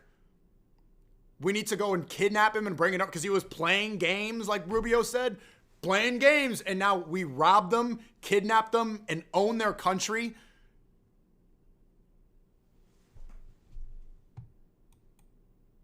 Because of communism, right? Shut up, man. This is the biggest scam I've seen from the Trump administration. He said he's not concerned about anything happening to him in the aftermath of this operation. So just what your message is Well, about he that. has cocaine mills. He has factories where he makes cocaine. And yeah, I think I stick by my first statement. He's making cocaine. They're sending it into the United States. So he does have to watch his age. We're too fat. We're too fat. Did you notify any members? You need some coke, fat ass. Marco, do you want to talk about that because you were involved? Sure. We call members of Congress immediately after. This was not the kind of mission that you can do congressional notification on. It was a trigger-based mission in which conditions had to be met night after night. We watched and monitored that for a number of days. So it's just simply not the kind of mission you can call people and say, hey, we may do this at some point in the next 15 days. But it's largely a law enforcement function. Remember, at the end of the day, at its core, this was an arrest of 2 indicted fugitives of American justice, and the Department of War supported the Department of Justice in that job. Now, there are broader policy implications here, but it's just not the kind of mission that you can pre-notify because it endangers the mission. If I can add one thing to that. Congress has a tendency to leak. This would not be good. If they leaked, General, I think it would have been maybe a very different result. But I have to say, they knew we were coming at some point. You know, a lot of ships out there. They sort of knew we were coming. 10 seconds till we get back. Congress will leak, and we don't want to leak. Mr. President, you were one of the only people to watch this all play out live. What was Maduro doing when the U.S. forces entered what I assume would be his home? And also, was there any point where the U.S. was considering if Maduro pushed back or resisted killing Maduro? It could have happened. It could have happened. He was trying to get into a safe place. You know, the safe place is all steel. And he wasn't able to make it to the door because our guys were so fast. They went through the opposition so fast. And there was a lot of opposition. You know, people were wondering, do we get them by surprise? Sort of surprised, but they were waiting for something. It was a lot of opposition. There was a lot of gunfire. You saw some of it today. But he was trying to get to a safe place, which wasn't safe because we would have had the door blown up in about 47 seconds, they say on average, regardless of how thick the steel was. It was a very thick door. It was a very heavy door, but he was unable to get to that door. He made it to the door. He was unable to close it. So where's Maduro going to be? Where is Maduro going to be in the time being right now? Do you know his exact Well, whereabouts? eventually, ultimately, in the near future, he's going to be brought to New York. And where's he going to be held? Where's he going to He's be not held? here in New York. That's going to be up to the officials that do these things. Mr. President, the U.S. has something of a mixed track record of ousting dictators without necessarily a plan for what comes afterwards. Did that weigh on your decision? Well, that's why we had different presidents, but with me, that's not true. He's being a pick-me neocon. We've had a perfect track record of winning. We win. I'm not like the other and neocons. We win. If you look at Soleimani, you look at al-Baghdadi, you look at the Midnight Hammer. Midnight Hammer was incredible. Right now, you wouldn't have peace in the Middle East. We have essentially peace in the Middle East because what are of you that. talking about? If we weren't successful with Midnight Hammer, you wouldn't have peace in the Middle East. So, with me, you've had a lot of victory. You've had only victories. You've had no losses. Yeah. Mr. President, can you? How long do you expect the U.S. to run Venezuela, and how soon do you want the Venezuelan This is so people bizarre. to hold elections? So I'd like to do it quickly, but it takes a period of time. You know, we're rebuilding. We have to rebuild their whole infrastructure. The infrastructure is rotted. It's actually very dangerous. It's blow-up territory. Oil is very dangerous. It's a very dangerous thing to take out of the ground. It can kill a lot of people. It has killed a lot of people doing just that. The infrastructure is old. It's rotted. Much of it is stuff that we put there 25 years ago, and we're going to be replacing it. And we're going to take a lot of money out so that we can take care of the country. Are you saying that Secretary Rubio and Mr. President, China, Russia, and Iran have interests in Venezuela. How does this operation affect your relationships with them when it comes to the oil and drugs? In terms of China and and Russia, Russia when we get things straightened out. But in terms of other countries that want oil, we're in the oil business. We're going to sell it to them. We're not going to say we're not going to. In other words, we'll be selling oil probably in much larger doses because they couldn't produce very much because their infrastructure was so bad. So we'll be selling large amounts of oil to other countries, many of whom are using it now, but I would say many more will come. Are you saying that, Mr. President, are you saying that? Mr. President, thank you. What is your message to the people of Venezuela today? Of course, the civilian population specifically, they have a lot of questions. What is your message to the people of Venezuela? That you're going to have peace, justice. You're going to have some of the riches that you should have had for a long period of time. It was stolen from you. But you're going to have peace and you're going to have safety. You're going to have justice. You're going to have a country. You're going to have a real country. You're going to have potentially a great country. You know, if you go back 20 years, maybe even a little longer ago, that was a great country. And they destroyed it. Remember I said that if we lose this election, the United States will be Venezuela on steroids. That's what would have happened. Had we lost the election, the 2024 election, we suffered so badly. When you look at the border from 2020, what they did, what Joe Biden administration did to our country should never be forgotten.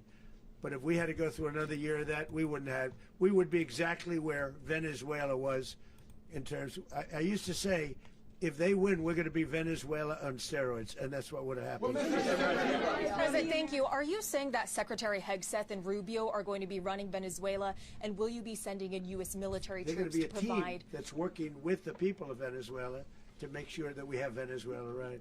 Because for us to just leave, who's going to take over? I mean, there is nobody to take over. It's going to be Laura Loomer running The vice Venezuela. president who's been appointed by Maduro. And right now she's the and vice Trump president, Jr. and she's, I guess, the president. She was sworn as president just a little while ago. She had a long conversation with Marco, and she said, "We'll do whatever you need." What a I think fucking she was joke, quite bro. gracious, but she really doesn't have a choice. We're going to have this done right. We're not going to just do this with Maduro, then leave like everybody else, leave and say, let it go to hell. If we just left, it has zero chance of ever coming back. We'll run it properly. We'll run it professionally. We'll have the greatest oil companies in the world go in and invest billions and billions of dollars and take out money, use that money in Venezuela. And the biggest beneficiary are going to be the people of Venezuela. And also, I can't stress this strongly enough, the people that got thrown out of Venezuela that are now in the United States, and frankly, some want to stay and some probably want to go back. Yeah. So, Mr. President, what's being done to protect Americans in the country, and were any of the detained Americans Well, right now they're rescued very last protected night? because nobody's going to mess with us. They're very protected. The people of, and we let them know that you better not touch one of them. Are you concerned that bad elements of the Maduro regime will remain in place? Well, we know who they are. We're on them, and they're acting much differently now than they would have acted 2 days ago. And what can you okay, say wait, about behind you, please. Mr. President, why is running a country in South America America first? Yes! Well, I think it is because we want to surround ourselves with good neighbors. We want to surround ourselves with They're not even stability. close. We want to surround ourselves with energy. We have tremendous energy in that country. It's very important that we protect it. We need that for ourselves. We need that for the world. And we want to make sure we can protect it. Yes, sir. Please, go ahead. Yeah, is there a message here for Cuba and Diaz-Canel? Well, Cuba's an interesting case. Cuba is, not doing very well right now. That system has not been a very good one for Cuba. The people there have suffered for many, many years. And I think Cuba is going to be something we'll end up talking about because Cuba is a failing nation right now, very badly failing nation. And we want to help the people. It's very similar to the sense that we want to help the people in Cuba, but we want to also help the people that were forced out of Cuba and living in this country. Do you want to say something about that, Marco, please? Well, I mean, I just gave you a statement. He's Cuban, right? Minutes ago about, when the president speaks, you should take him seriously. So suffice it to say, Cuba is a disaster. You little bitch. It's run by incompetent, senile men, and in some good cases, boy. not senile but incompetent nonetheless. Should I say They good have no boy? economy. It's in total Good boy. collapse. And by the way, they were, all of the guards that helped protect Maduro. This is well known. Their whole spy agency, all that were full of Cubans. I mean, it's amazing. This poor island took over Venezuela in some cases. One of the biggest problems that Venezuelans have is they have to declare independence from Cuba. They tried to basically colonize it from a security standpoint. So, yeah, look, if I lived in Havana and I was in the government, I'd be concerned, at least a little bit. Cutting off the oil flow to Cuba from Venezuela? Well, the president already announced a week ago that anything that's sanctioned, it's sanctioned oil, it's not going to be allowed to get there. So that's an Hey, Combi, man, you're cooked, bro. RIP, Combi. Trump's going to steal your country, and you're going to do nothing about it. Aware of the location of opposition leader Machado, and have you been in contact with her? No, we haven't. No, we haven't. Mr. President, Ian Machado Dairy? Mr. President, on Monday. Oh, I think it would be very tough for her to be the leader. She doesn't have the support within or the respect within the country. She's a very nice woman, but she doesn't have the respect. Mr. President, is it possible that the U.S. ends up administrating Venezuela for years? Well, it won't cost us anything because the money coming out of the ground is very substantial. So it's not going to cost us anything. So the U.S. isn't going to dedicate we any will. money to. Well, we want safety there. We want to be surrounded by countries that it's going aren't to cost housing tons of all military money. Our enemies all over the world. That's what was happening. And those poor we don't American wanna have soldiers, that. man. But we're going to be rebuilding, and we're not spending money. The oil companies are going to go in. They're going to spend money. We're going to take back the oil that, frankly, we should have taken back a long time ago. A lot of money is coming out of the ground. We're going to get reimbursed for all of that. We're going to get reimbursed for everything that we spend. So it's going to be just do another crypto scam. It's going to be a very important. This is a very big evening that took place last night. We have to be surrounded by safe, secure countries. And we also have to have energy, very important. We have to have energy that's real energy, not where they're getting 4% and 5% of the energy out of the ground. You take a look, it was such a disaster. So what's going to happen with Venezuela, I think, over the next period of a year is going to be a great thing. And the people of Venezuela will be the biggest beneficiaries. Mr. President, U.S. military. Mr. President, thank you. What did you last speak to Maduro about when you spoke? And is the Well, US I don't want to at get war into with the Venezuela? conversations, but I did have conversations with him, and I said, you got to surrender.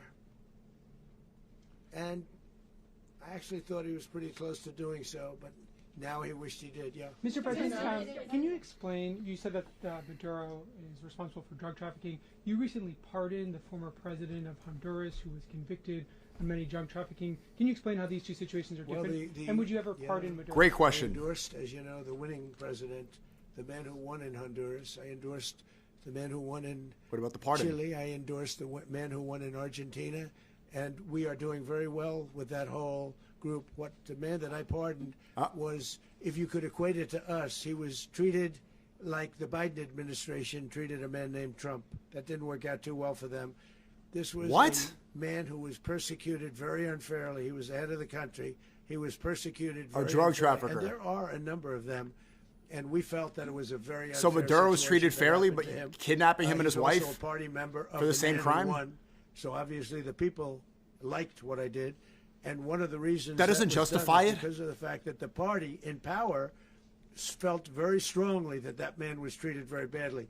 I studied it very quickly, and then I studied it in great detail. I went to a lot of the people standing behind me, and they felt that that man was persecuted and treated very badly. That's why I gave him a pardon. Mr. President, you referenced boots on the ground. This earlier. country's a Can you fucking just sort of joke, button this up? bro. Do you envision the U.S. military having a presence in Venezuela as the U.S. runs that Well, country? no, we're going to have a presence in Venezuela as it pertains to oil, because we have to have, we're sending our expertise in. So you may need something, not very much. But no, we're going to be taking out a tremendous amount of wealth out of the ground. And that wealth is going to the people of Venezuela and people from outside of Venezuela that used to be in Venezuela. And it goes also to the United States of America in the form of reimbursement for the damages caused us by that country. From So I coke? want to thank you all very much. Coke Thank you. Do you have damages? one? Yes, please. You were so nice before. I'm going to give you the final question. Go Thank ahead. you, Mr. Unless it's a President. bad question, in It's which about case I'll Putin. go one word. It's about who? It's about Putin, if you want. About Putin. Well, okay. that's always nice. You had to a talk phone. about Putin. You had a phone call with him on Monday. Did he talk at all about Maduro? Did y'all talk about this? No, we didn't. And We then- never spoke about Maduro. Are you mad at him right now? I mean, there's this I'm not intelligence. thrilled with Putin. What type of question is that? I'm not thrilled with Are you Putin. mad? He's killing too many people. There was that I intelligence. thought that would be so. I settled 8 1/4 war. Your You know best what friend the 1/4 Netanyahu's was? killing. Thailand and Cambodia. I did it again. They broke out, and I did it in about ironic. 5 hours, and I settled it. I'm giving myself 1/4, so I'm up to now 8 1/4. In other words, I settled the war, but then they broke out. They had a pretty bad breakout over the last 4 days. I got them to go back to peace.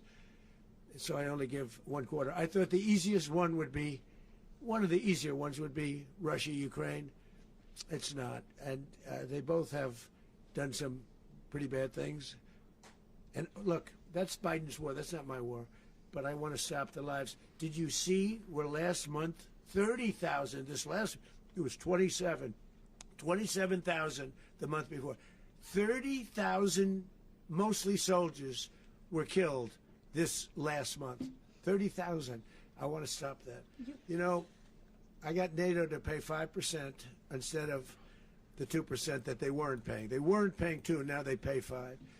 And we send them a lot of munitions, we send them a lot of things, missiles and various other things, a lot. And they pay. The United States is not losing money. We're probably making money on that.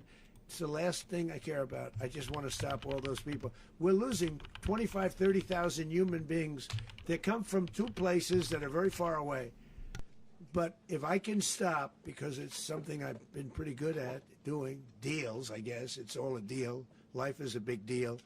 But if I can stop that war and stop 30,000 young people, in addition to the fact that people are being killed in Kiev, people are being killed in other cities throughout, a much smaller number, but they're being killed, viciously killed. So I'm not happy about it. I thought that would be something that would get solved. We have Mr. Witkoff here. I think that we're making progress, but that's a war that should have never happened. If I were president, it would have never happened. Putin says it. Everybody says it. If I were president, that would have never happened. But I inherited that war. That was Joe Biden, Zelensky, and Putin. I came into the situation, and it's a mess. And I will say this. I watched an operation last night that was so precise, that was so brilliant. I mean, it was incredible. If we had our people, like this general and our people involved, that war would not have gone on very long, that I can tell you. You told me he wants to leave so bad. To use an old term, that war has become a bloodbath. Bloodbath. We want it to get stopped. Thank you very much. Bro, I don't know how. I don't know how Nick Fuentes is justifying this as something based and cool. I don't know what the cope is going to be from the Patriots. This is the stupidest thing I've seen from Trump so far. Turning Venezuela into a Trump hotel is a joke. Marco Rubio is not competent enough to run Venezuela. That's not America first. And at least they're admitting in the speech essentially that they did this all to steal their oil. They don't care about the cocaine. Trump said, oh, I pardoned that guy because I liked him. I don't know what to say. That guy was very popular, so I pardoned him. But that drug trafficker, I wanted his oil. We went there. We stole him and his wife. We're going to bring him to New York so that we could take all of Venezuela's oil and now run it. We're going to turn it into a gas station. Trump is turning Venezuela into his personal gas station. He could have did another crypto scam. Instead, this is what we got. It's not patriotic. This is stupid. We have enough problems domestically. Gen Z has the highest debt out of any generation. There's a fentanyl crisis, and Maduro was apparently only selling coke. They didn't show any pictures of the farms he apparently had. I can't believe that I'm hearing this. It's worse than I could have imagined. Worse than the war in Iran. We're in for a ride.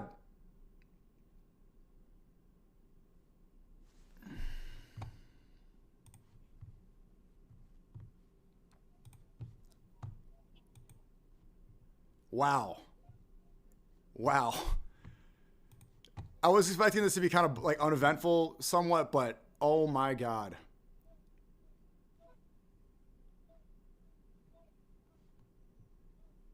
Yeah, this is incredible, bro. Incredible. It's straight out. It really is, out of a TV show. There's not one person who asked for this to happen. I am blown away. Hassan said, great day to be an America First bootlicker who voted for the most Israel First admin that guts social programs, won't fix infra, cut taxes for the super wealthy, and spent all its money instead on bombing Venezuela and stealing its oil for super profits for the pedophilic elite. Yeah, Nick, this... I gotta admit, man, I kind of want to... I'm super surprised that he thinks this way. I don't see the benefits whatsoever. I don't see the pride. I don't know how this is America First. This is the most shocked I've ever been from one of his takes. Even this is more shocking than having a girlfriend's get. He was joking about that one. This one's not a joke. Somebody check on Tucker Carlson. Okay, yeah, all the Zio shills are happy about this. It just tells you, I literally called it all in my outline before the press conference. I was right. If you guys are tuning into the stream late, it's 2,200 on YouTube and 1,400 on Kicked. I did a whole outline right before this press conference detailing exactly. Well, I didn't expect him to turn Venezuela into a gas station, but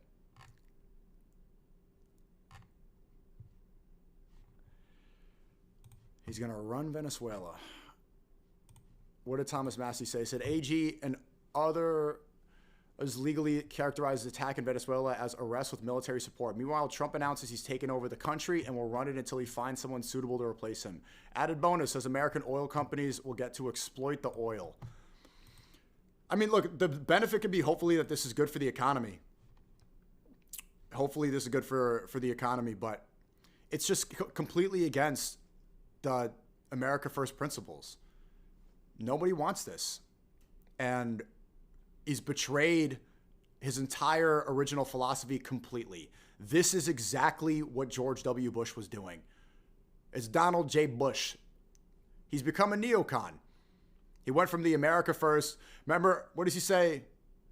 Nationalism, not globalism. Americanism will be our credo. And now we're going to go and steal Venezuela. Now we're going to go steal Cuba. Marco Rubio, run Cuba. Hegseth, run Venezuela. And all of this comes, less than a week after Netanyahu had a meeting and met with Trump, Hegseth, and Marco Rubio. This is what they were talking about. It's never for our own interests. It's all Netanyahu was there encouraging this and telling American officials, speed it up. Take over Venezuela. I had enough of that Maduro guy. If anyone thinks that this was because of cocaine, you're an idiot. America would benefit, this is a joke, but America would benefit from hordes and hordes of Maduro cocaine. And if it wasn't laced with fentanyl, that would solve the obesity crisis before Trump leaves office. Fentanyl is what people are overdosing on. Cocaine, really? Like, you think that this is what is getting everyone up in arms and saying that we need to go bomb Venezuela? Some cocaine farms that they did not show any pictures of?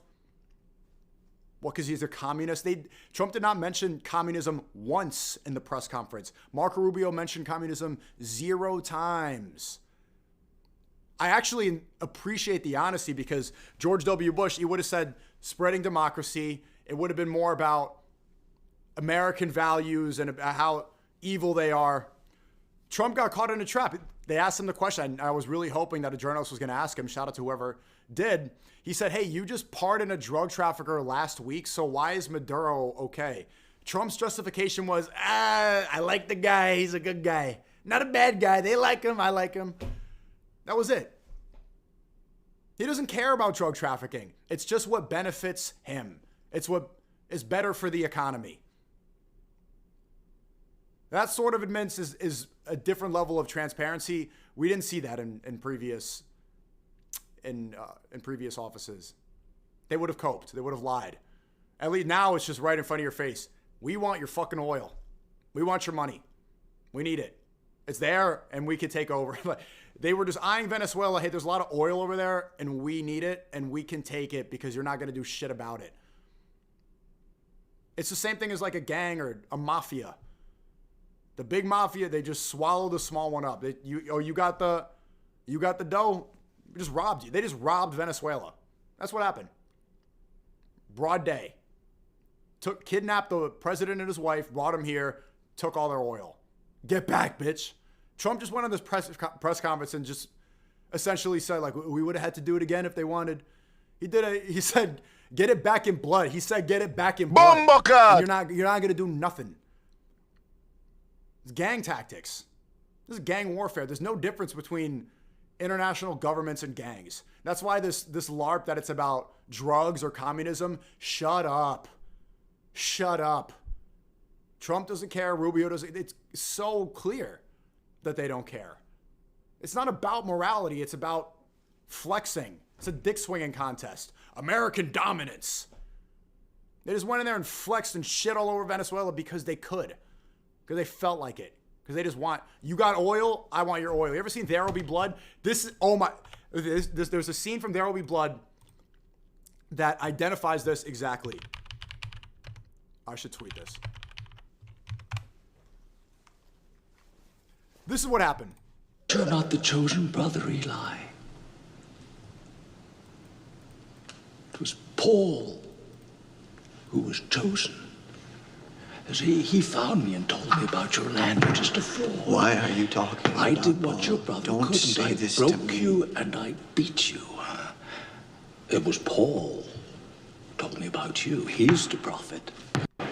And I have a milkshake. Here, right here. Brain dry. Here it is. I'm so sorry. Trump to Maduro. If you have a milkshake,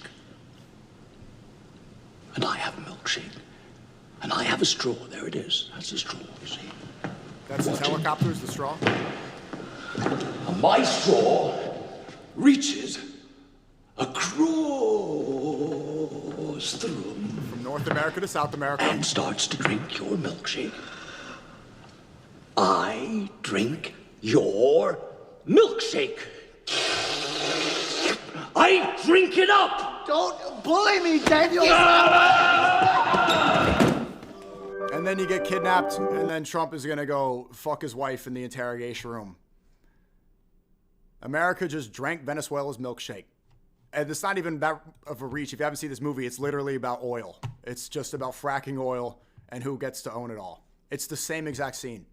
I drink your milkshake. That's it. I like the honesty, actually. That's the one takeaway. Shut up about communism, drug trafficking. He's walking away right now to Rubio. Drug trafficking is, what are they talking about? I want their oil. We want your fucking oil. I drink your milkshake. I haven't even seen that movie. I just know that scene.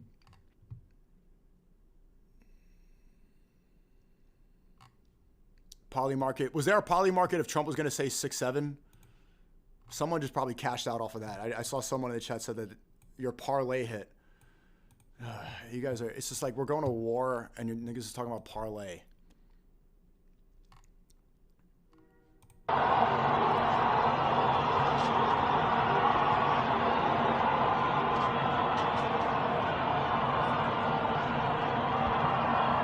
Nick changed his stance. Let's see his. Yeah, when I was listening to the press conference, I knew that he was going to change his stance. There's just no way that he would be able to spark up a show. Big show.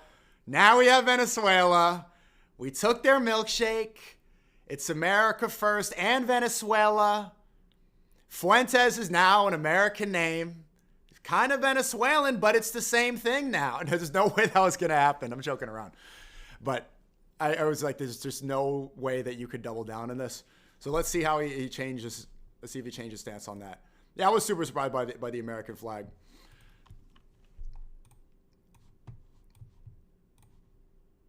We took their oil. He said initially it seemed like a solid operation to cleanly, bloodlessly, and quickly remove Maduro from power last night. But this new policy of running Venezuela with U.S. soldiers sounds like a massive overcommitment. I have zero confidence in nation building. Big mistake. Yeah, I'm surprised. Wasn't this completely obvious, though? I mean, I'm surprised him, out of all people, thought that this was... I'm surprised he thought it was just, Trump morally standing up against Maduro. You're like... That one really... But no, it's good. It's good to... When you realize... Debate Myron. What was Myron's take on this? You guys are saying call him, but he's going to come on here and spam slurs, so I kind of want to keep my channel for a bit. I guarantee the first thing he's going to say is a slur, and it's just,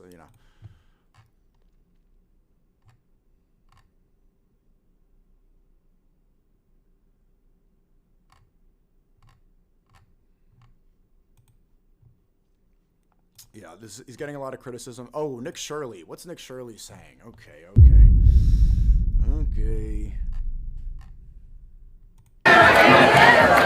Yeah, Nick Shirley is, yeah, he's not.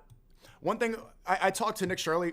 We DM'd him back and forth the other day because people were saying that I destroyed Nick Shirley for siding with PBD and, all the Zio MAGA space.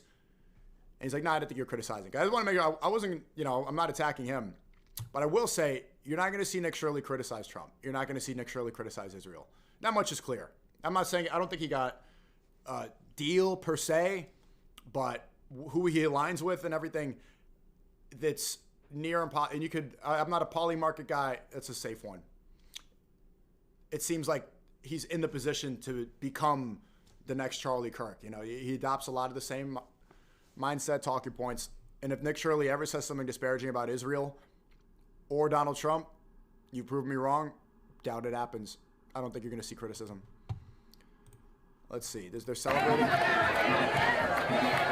Yeah, people are saying, oh my God, look, Venezuelans are celebrating. Like, you're wrong, SNEAKO, they're celebrating. Why do I care about what Venezuelans are celebrating about? I've never been to Caracas. I don't care. It doesn't affect me. It doesn't change what's happening in this country. I've never been there. Why does this matter to me? I don't want to be getting involved in foreign conflicts. I don't want to waste military resources all over the world. I don't want Iraq 2.0 and 3.0 and 4.0.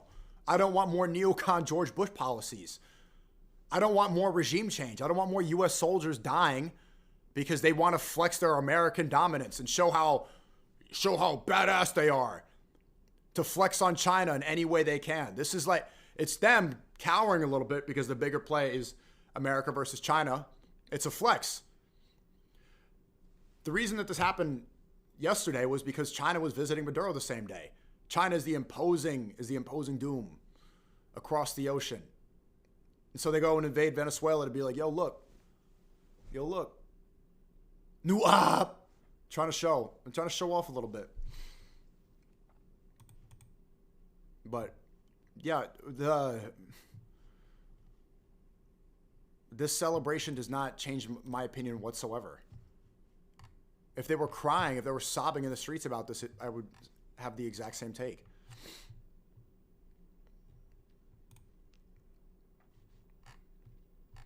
This disgusting women.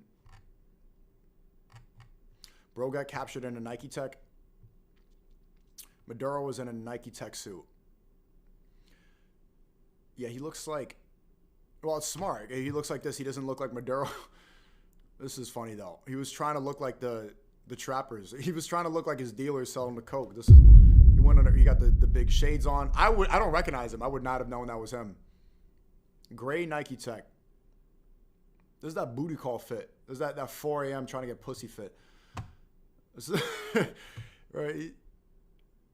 Man, who would have known? Who would have thought that we're priding, we did a whole press conference from the fact, yeah, we just beat Central C in a war. Congrats, bro. America's still dominant. America's so back. And we kidnapped Central C. Whoa. Whoa. Well done. Yeah, there were no lost lives, helicopters. We had to study his diet. Dude, he was eating arepas and rice. He had arepas with a little bit of hot sauce. And then he did a couple lines and went dancing. It looks like Central C. It looks like Dr. Disrespect dressed as Central C. This is who we're flexing about beating. Dr. Disrespect in a Nike Tech. American dominance is back. Whoa, whoa. Hey, what about Israel? What about China? What about a real threat? On here flexing. Yeah, did anyone doubt that you could beat Venezuela? Did anyone question that? Less drug trafficking to our country. It's just going to come in from another country. You understand that, right? And now it's probably going to be cut more. That stuff that Maduro was trapping was probably purer than the stuff that's going to come in now. Now there's a power vacuum. Because guess what? People are still going to do drugs.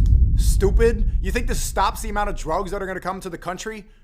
Oh, Colombia, they're dancing right now, excited. There's a hole in the market. Somebody's going to fill it. You think all the cartel members in Mexico aren't like, niggas still do coke. They're going to need to buy it. It's going to come from somewhere. Maduro's pure cut, 98% Walter White cocaine. Yeah, that might be gone, but now you're going to get that 70% coke, 30% fentanyl and baby powder. Well done. We should have listened to RFK. We could have made America healthy again. We could have made America healthy again.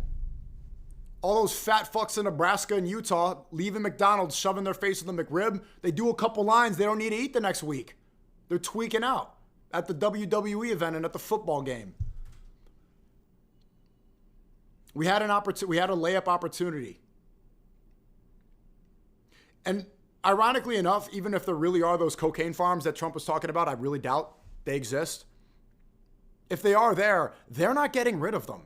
Do you think the U.S. government is going to see these pure cocaine farms You think the military is going to go in there and they're going to be like, let's morally get rid of this? No, they're farming the crops.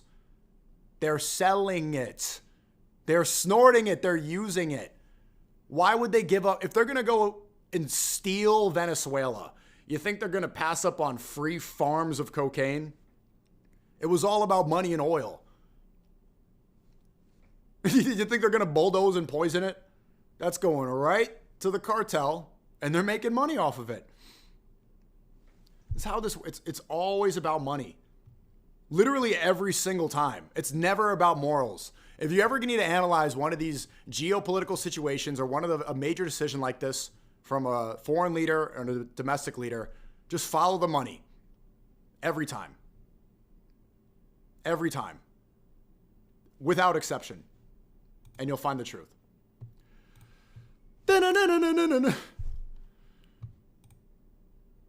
You don't know anything? Just shut up already. Watch back the stream. I predicted this to a fucking T. Look at my tweets from earlier today. How many other people got it right? How many other people got it right today? Besides AOC and, what's his name? Thomas Massey. Milo just tweeted at me. Don't be a brownoid, little bro. Because I said, interesting how quickly Trump chuds find a way to make Somali fraud a Muslim problem. But when their fellow Catholics in Venezuela get bombed for oil, I was right.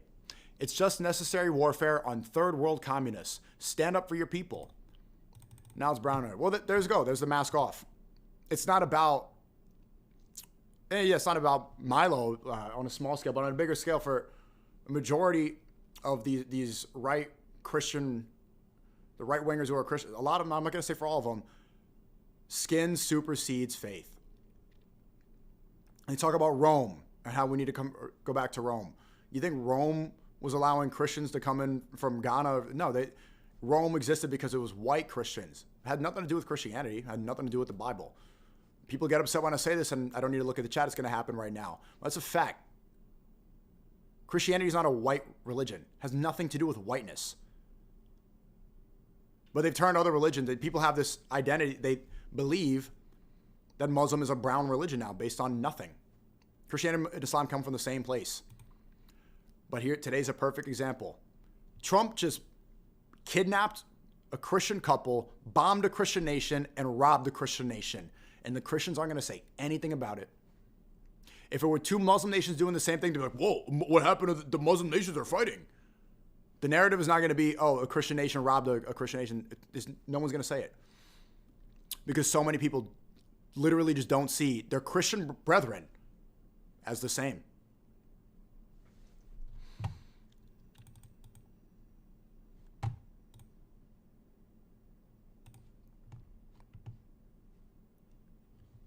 Na na na na na na na na na na na na na na na na na.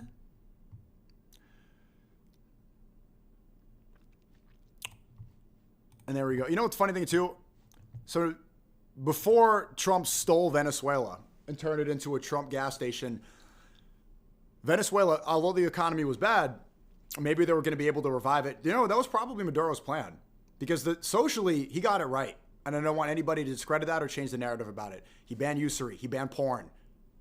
He banned abortion. He banned gay marriage. Based. How many other leaders in the world have the balls to do that? Socially, he's shitting on all these other LARPers. And maybe his plan was to use the oil for his benefit, and the U.S. said, nope, I drink your milkshake. Best believe now that the U.S. turned Venezuela into the 52nd state after Israel, socially, it's going to go to shit. Prediction, and it's hardly a prediction, it's going to be true. Venezuela right now is traditionally Christian. After the U.S. invasion, after this project, whatever ends, oh man, usury is going to be back. Gambling is going to be back. Porn is going to be back. Gay marriage is going to be back. So then, really tell me, what are American values actually? Huh. That's how power works? Yeah, absolutely.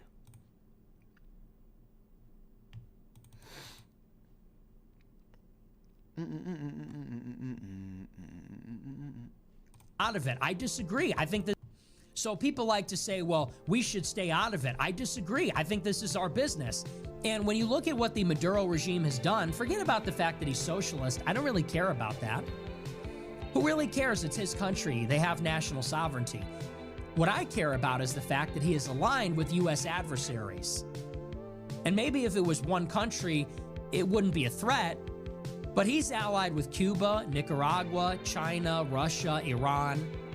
And to the extent that they are working with Americans are aligned with American adversaries. Iran's military, to the extent that they're working with China and Russia, and they get Russian weapons and they get Chinese investment.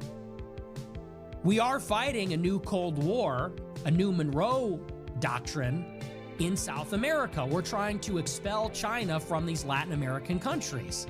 So why are we going to kick out the Chinese in Argentina and try to kick them out in Brazil and in all these other places, but we're going to let them have a foothold in Venezuela?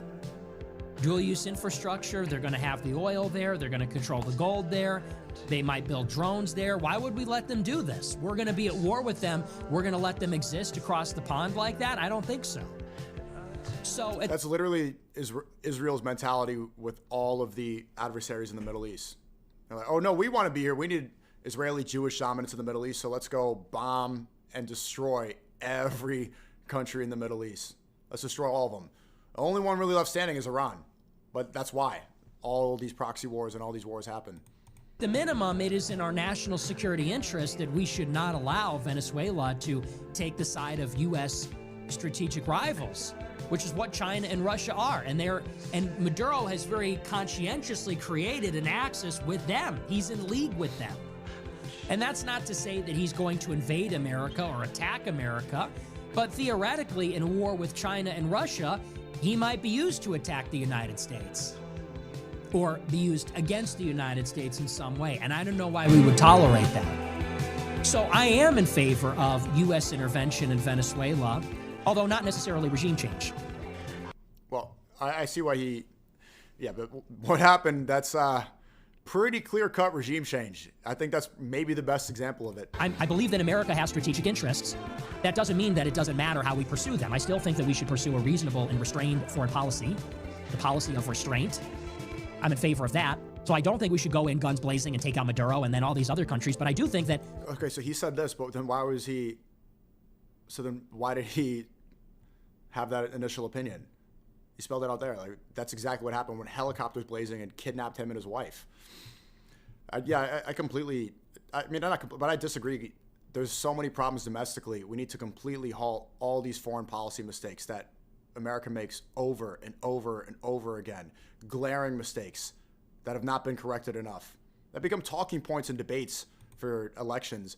Other than that, the fact that we continue to make these glaring errors in Vietnam and Iraq and Afghanistan without learning our lesson. How many times do we need to learn our lesson? All right, especially with the debt crisis happening in this country and housing isn't affordable. You're going to keep on spending tax dollars to Venezuela. Now we need to put troops there. Now we need to put a government there.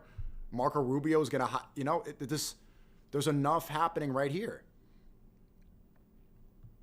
And of course, there's the looming threat of China, but instead of war, I'm anti-war. I can't believe that there's so many people watching this stream right now that disagree that no, war is inevitable.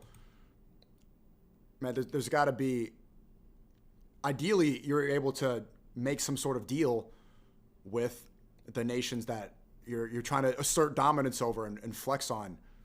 And I think it's very possible to find some common ground. I mean, it happens quite a bit. It happens quite a bit. I think that'd be a better strategy than just expecting that we need to nuke each other. And all these other countries. But I do think that this is the right strategy. Maximum pressure, a negotiated settlement. All we want is the oil, the gold. We want your allegiance, and we want Maduro out. And that's it. And you could be a Bolivarian socialist republic. I really don't care. And I don't even think we need to kill the guy. I don't think we need a war. I don't think that would be good for the United States. To destabilize this country, you're going to get another exodus. You might get guerrilla warfare. It might bleed over into these other states and create a security challenge for Brazil, for Colombia, for Guyana, certainly. And by the way, there's a lot of unexploited resources right there in Guyana, in the Essequibo. So, we want that too. And we want that too. And that's perfectly reasonable. So I definitely fall on the side of Rick Grinnell on this one. We should have a negotiated settlement. Let's get the allegiance of the government there. Let's get access to their raw materials. If we can go, and think about it this way. People say, how does that benefit us? If we could go into Venezuela, we can make their oil production efficient. Their oil production is less than half of what it should be because of sanctions, because of corruption, because of inefficiency. If we got down to Venezuela and we started pumping their oil, that would be a huge energy boon to the United States, and we would get all of it. Global oil prices would fall. That would hurt Russia. It would be beneficial for American consumers. We would secure the energy for our increasing electricity needs. And not only that, if we have a stable government in Venezuela that we're allied with, we can then extract all the energy that's in Guyana also, because they've just discovered a ton of resources there too. It's a win-win. Well, I wonder what the backtrack was about. Because he did outline what he said there was exactly what Trump said in the press conference. Trump says Colombian president has to watch his ass. In today, Colombian President Gustavo Petro, a couple weeks ago, he said he's got to watch his ass.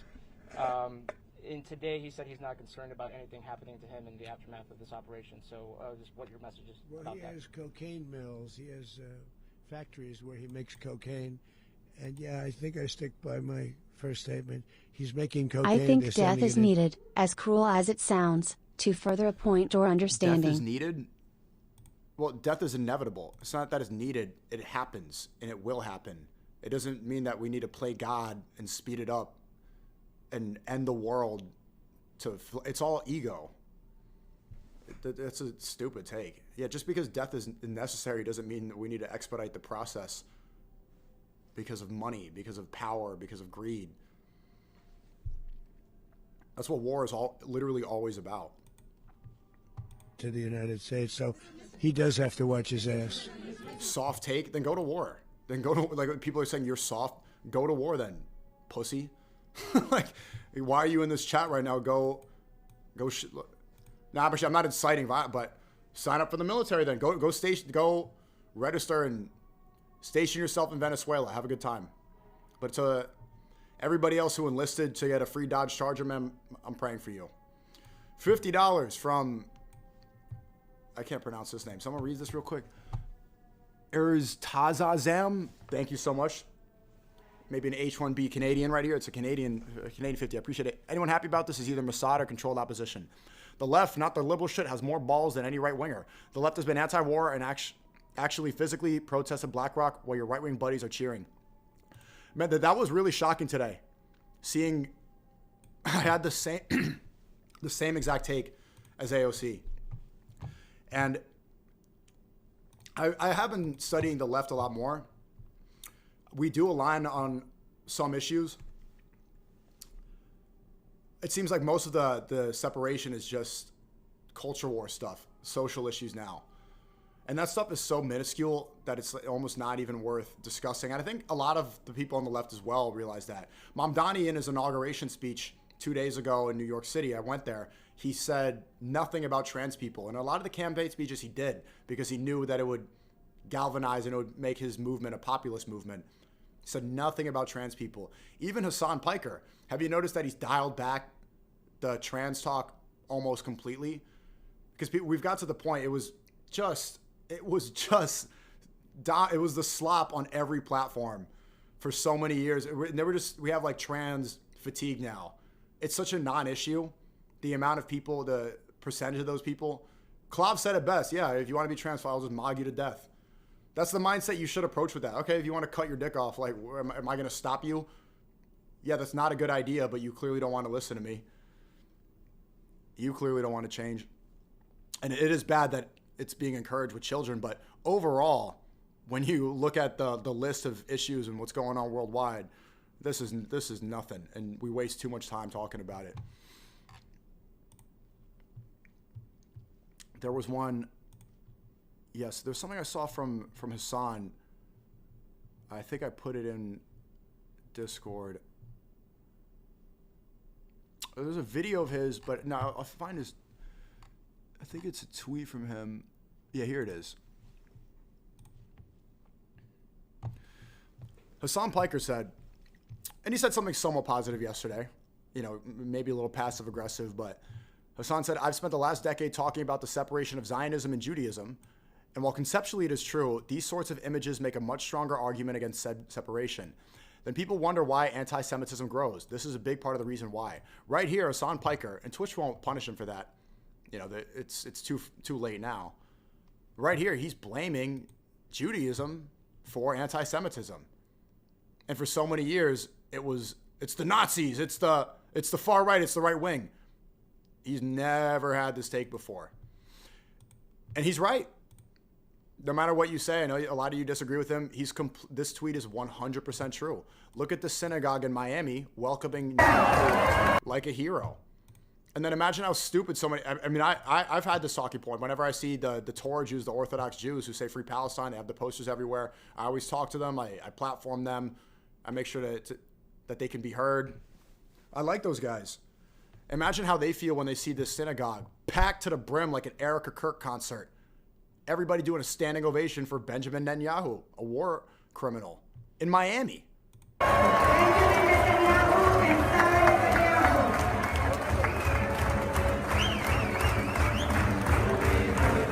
They're singing. The whole sentence. There's not one person here against it. Look at that.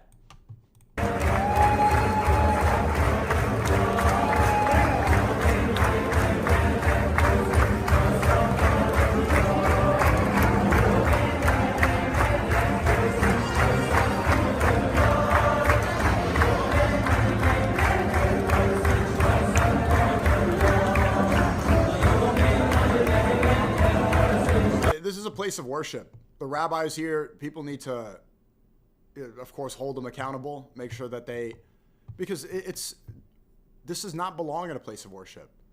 This is a holy place where people are here to pray. And you're getting one of the most genocidal maniacs in world history, a standing ovation there. You know, and then they're going to say, oh, they need to be banned. They're anti-Semitism. The ADL will write about you, and you'll get I get the New York Post and in the New York Times. It's all the woke Reich. It's the woke Reich's fault. What do you think this does to change the perception of Jews in America? The Torah Jews, the Orthodox Jews, they don't, and they're going to face backlash. They're going to group them all in together.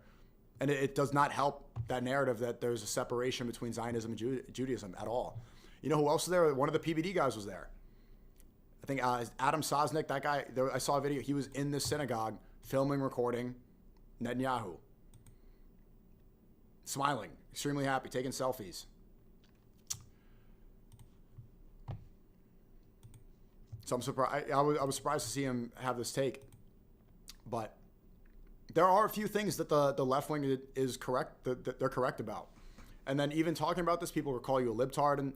But Mamdani addressed one of the most important issues right now in New York City. I'm not a democratic socialist, but the housing, it's literally not affordable anymore. So we're gonna go spend all this money for foreign affairs, but young Americans can't afford homes. And simply talking about this, people call you a socialist, they call you a libtard, they call you a communist. Andrew Wilson will say communists need to be killed. I don't agree. Is that so? What? It's a strange spot in politics. It's so divided. The people that I thought that I aligned with for the most part are saying things that are insane. Andrew Wilson, the guy who calls himself a Christ con. I like the guy. I talked to him. He prides himself in being the Christian husband and father. He's saying, I want all communists to be killed by the military. I don't even think I'm being hyperbolic by that statement. Let's bring up that tweet one more time. And so, Chad, maybe this is a reflective time for you as well. Who do you align with? Maduro captured.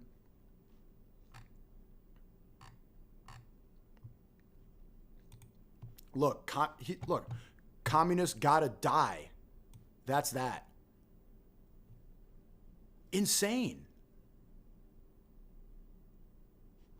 This is how I feel about migrants, but communists too, of course. They need to die. This guy follows me. This guy wants migrants, and migrant is just saying immigrant. It's the same separation when people say Islamist instead of Muslim.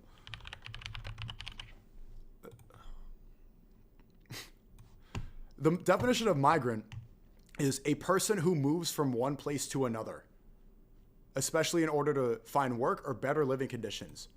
Migrant doesn't mean illegal immigrant. Migrant is someone who moves.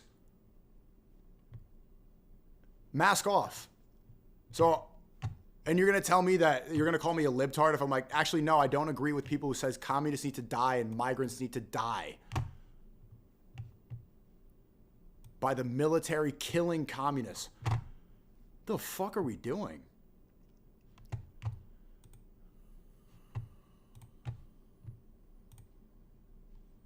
From the Netherlands.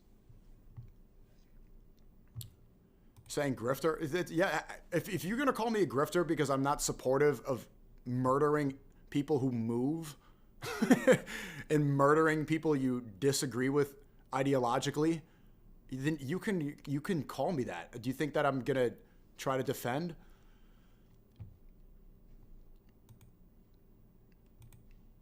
You think I'm going to try to defend that? Like, and once again, with the Mamdani issue, look, Gen Z, the average debt in Gen Z is $94,000. The average person in Gen Z, adult Gen Z, when they turn 18, has $94,000 of debt. I think it's less. In the 1960s, the person who would turn 30 years old, 52% of 30-year-olds in America were married and homeowners in 1960. In 2025, that's less than 10%. People who are 30 that are married and own homes. It went from being the majority of 30-year-olds to a tiny minority. Nobody on the right wing is addressing that because they don't want to be labeled a communist too. And the country is going to implode if somebody doesn't. If basic human standards are now pipe dreams. But the rites of passage that used to be normal and accepted by everybody, what, owning a home, getting married, having children, if that's a financial dream, if that seems impossible and literally statistically is impossible now, how do we exist as a country anymore? Make Venezuela, invade Venezuela, steal their president? Is that how we fix it? Until the right wing addresses that, man, and again, this is why people got upset because, I rage baited. I posted a picture of Gavin Newsom in response to JD Vance. If you think that you need to have a complete allegiance to JD Vance just because he's a based right winger, the only thing that most people in the chat right now will agree with somebody like JD Vance or the people that want to murder communists and people who move is the social issues. You think gay marriage shouldn't be allowed. You think abortion is bad, and you think usury is bad. But you understand that a lot of these things aren't going to change. But it's all a distraction because it's not. These are minor issues. What it's really about is the foreign policy, is who gets global control, who's dominating the oil, who's dominating the economy, who gets the resources of the earth, who gets to exploit what God gave us on this earth, who gets to drill the holes and make more money. That's what it really dominates. That's what is the main focus of the powers that be. It's not transgender issues. These are minor non-issues. And it helps me understand now. You see Mamdani jumping up and down at the trans parades. Yeah, I don't support that. But you understand why he does that. It's to gain a populist movement the same way when Trump is saying racist things, he's doing it to get a populist movement. Does he really care about Somalis? No, they're not doing anything about it. They've moved on. Did he answer one question at the press conference about the Somalis in Minnesota? They don't give a fuck. They'll get all the talking heads to talk, Somali daycares. Yeah, there's probably some fraud there. But compared to the fraud, the taxpayer fraud that's going on all over the country, it's so minuscule. And so the point is these are all distraction tactics to get you focused on non-issues and outraged about nothing while they're invading different countries and trying to take over the world. Always follow the money and don't get sidetracked by nothingness that you don't control and that they don't care about and ultimately are so unimportant.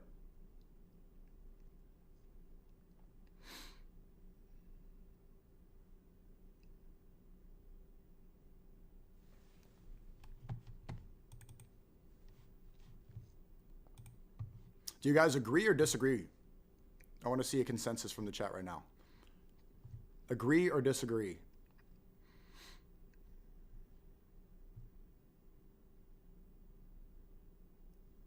Let's see. So I wasn't paying attention, sorry.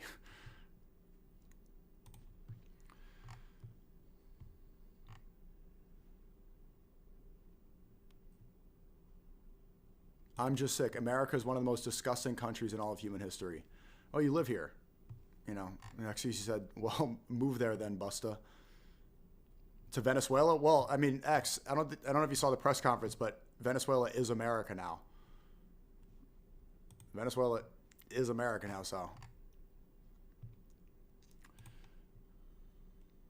Let's read this.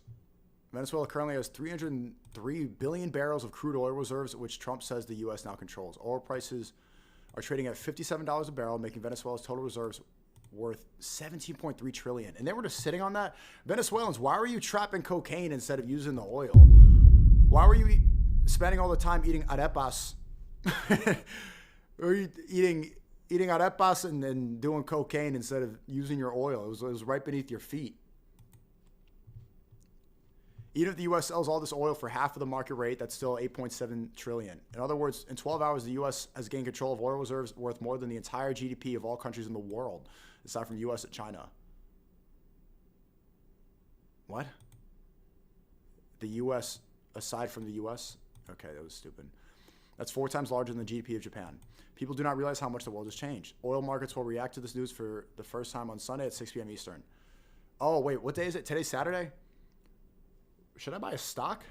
What stock should I buy right? Well, the market doesn't open until, what, 9 a.m. on Monday? But yeah, the stock market is going to change a lot on Monday, 100%. Yeah, that's going to be madness. I should go to Wall Street and see the stockbrokers. Yeah, invest. Now, I'm not investing in Raytheon, but yeah, Chevron's a good one. It's going to pump. It's probably going to pump. Let's see if China responds. China is going to respond in some capacity. I wonder how. Buy crypto? I have a lot of crypto. Yeah, Chevron. What are you guys investing in? Texaco? There you go. There's some good call. This is not financial advice, by the way. You could waste your money and waste your energy watching people spin slots that are making millions, but you could also. It seems like a no-brainer right now, huh? Check the Tate tweet. Let's see. It's freezing cold in here. I need to turn on the heater. I don't know if it's going to... It might fuck up the mic. It gets super loud.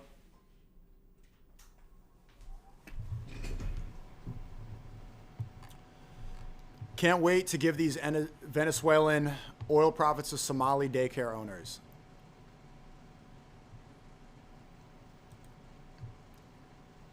Okay.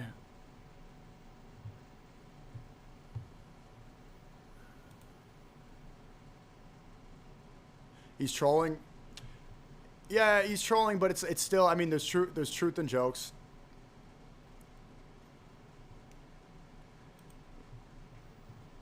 Yeah. Also, he's not a U.S. citizen. You know. Yeah. He does play.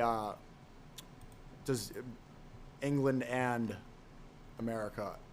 You see this tweet? Guys, I'm going to This is Andrew Tate on Somalia. say something unpopular. I know it's unlike me to say something controversial, but I'm going to do it. He likes to rage. As a brown man, at this point, white people, it's just fucking pathetic. It's fucking pathetic. I'm not saying this because I'm your enemy. I love white people. I want there to be white people on the earth. I'm here to help you. I know I'm brown. You can call me names all you want.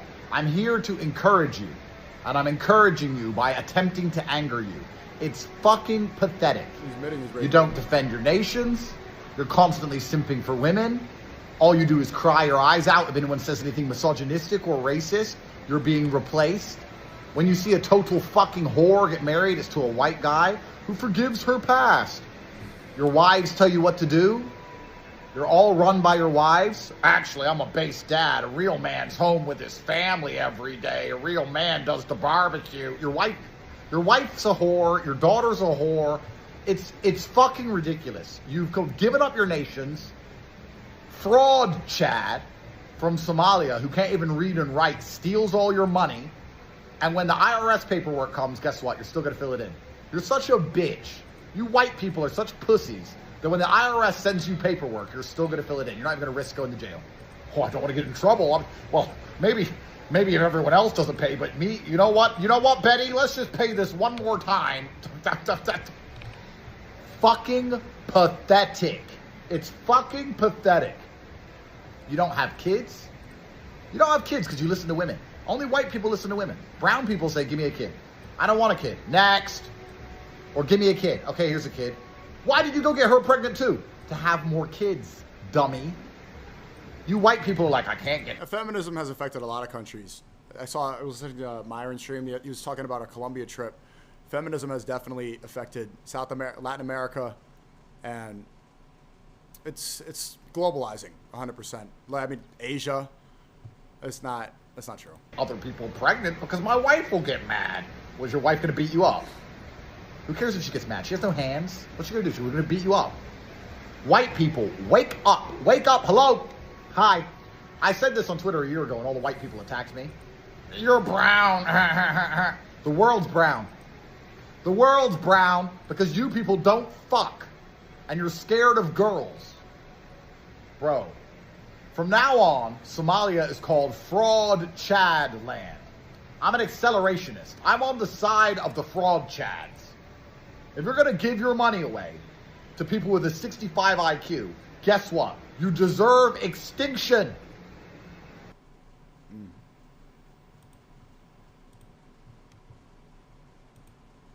Good morning. Just checking in. How many Somalians have gone to jail for fraud? Is that 65 IQ thing true about Somalia? Let's see. Average Somali. I see people post that a joke, you know, online IQ test that I took, and so you actually are low IQ if you believe in that screenshot, and also low in IQ test on the internet. I think it's pretty, that screenshot is funny, but you know, average Somalia IQ. It says here 67. Another source says 84. Fraud, let me just quickly check, because it was only, you know, 25. Is everything 6'7"? I didn't even fucking catch that. Oh my god. How does this happen so fucking frequently? Off stream too, it's happening all the time to me. Is that the Matrix? Billion. Let me just quickly do the math. You know, because we would hate to think that all of the Western democracies are a big money laundering scheme, and that Andrew Tate was right, and that we live in an empire of lies, and that the Matrix is designed to extract as much money and value from you as possible so you can sit there like a dummy until your life is over, like an idiot, while they just steal and steal and steal. You know, my mega yacht, I have a mega yacht. You know. Well, why'd you take the gambling deal? He's said that he made $30 million this year already. You're making so much money and you're a billionaire. Why did you need to compromise your morals for what was the paycheck for the gambling deal he took? What, 10M, 20M, 5M? Was that really, did you need to do that? You know, if you're so rich and wealthy, it's like, at what point is it enough? My mega yacht, my $27 million yacht, it is parked next to all these other yachts, and all these people like work for NGOs. It's weird. It's like, I quit cigarettes. I'm not smoking cigarettes. 2026, I quit. I smoked on the first day, today's day 2. I didn't have any yesterday. And I was IRL, I was streaming all day yesterday, you saw. Not buying any more, no more cigs. How did you get 27 million? How did you get 27 million? No, it's part of my New Year's resolution. Some people have bigger yachts than me, and nobody has a job. But you have a job, and you pay taxes, and they don't, but you do. And, but it's fine, because we're going to put all these Somalians in jail. I mean, we've raided all the daycares, we've collected all the evidence. Is it Somalis or Somalians? I got corrected by a Somali. They said that, I think it's Somalis, but it's one of those words where it's used incorrectly so often that people just accept it. Evidence of the crime, right? I mean, there's been huge FBI raids, right? And we raided the daycares, of course. You have to get the evidence of the crime. We didn't just go, oops. My jet, I bought it off another guy, and he worked for an NGO. He was like, he barely uses it. Basically brand new. Why is it everyone who I buy yachts and jets and Bugattis and Bugattis and Koenigseggs with all work for NGOs? I'm the only motherfucker who made his own money. I'm the only guy from the ghetto who opened a company and made money. I have university.com, the largest online school in the world that teaches people how to make money. I have a school, I have a business. Everyone else I meet who has $6 million cars, $30 million jets, $30 million $6 million boats, lives in a $30 million house like me. Everyone else I meet works for an NGO or a charity or some kind of government contract. It's almost like everyone's just stealing and you're paying for it.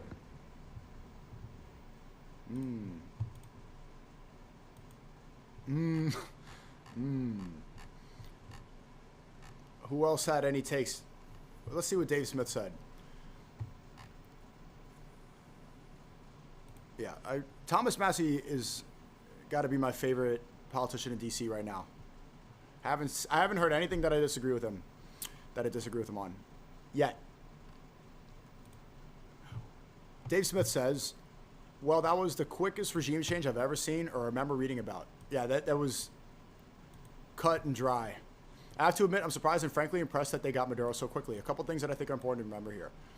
The whole thing was sold on lies. Like all wars, this was never about drugs, and all you have to do is look at the percentage of drugs that come in from Venezuela to know that. Trump overthrew a sovereign government without authorization from Congress for reasons that he won't tell the American people, none of whom wanted this war. Did he post this before after the press conference? Or around the same time? Yeah, it was for oil. That's what the press conference was. He just wanted their oil. I don't think he was really trying to disguise that. The most important question is always what comes next, and it's a question DC is famous for ignoring. In the case of Iraq, Afghanistan, Libya, Syria, Yemen, it was a disaster despite all the war hawks immediately celebrating the success. I hope what comes next is better for the people of Venezuela and the region, but I'm not optimistic. These events have a tendency to destabilize, and unlike the Middle East and North Africa, this is in our backyard, and we will pay a steeper price if the results are another destroyed country. Yeah, I said the same thing earlier. Before it was a lot of cope, it was a lot of back and forth. This one was done. Stole the president, took his wife, and now Venezuela is America.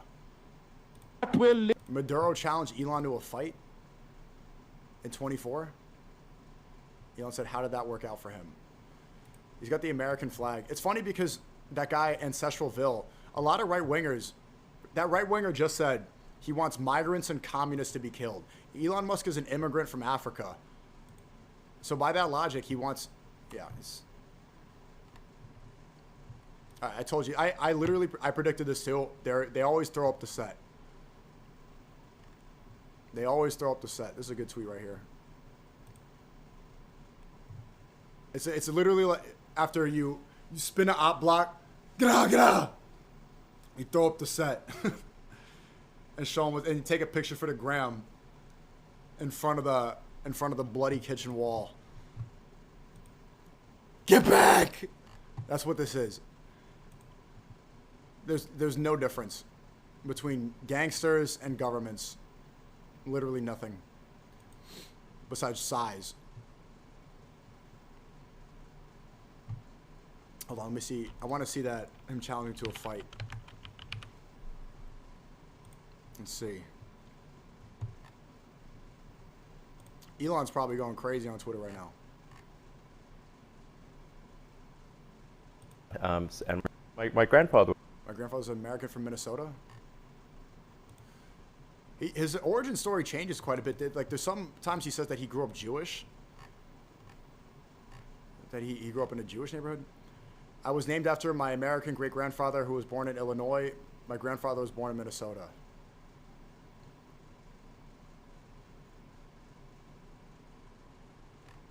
Okay. Oh, he's going. Yeah, he's riding this wave. I hate these Grok AIs, man. I hate these Grok AIs. Where's that? Man, he's on Twitter crazy here. Control yourself.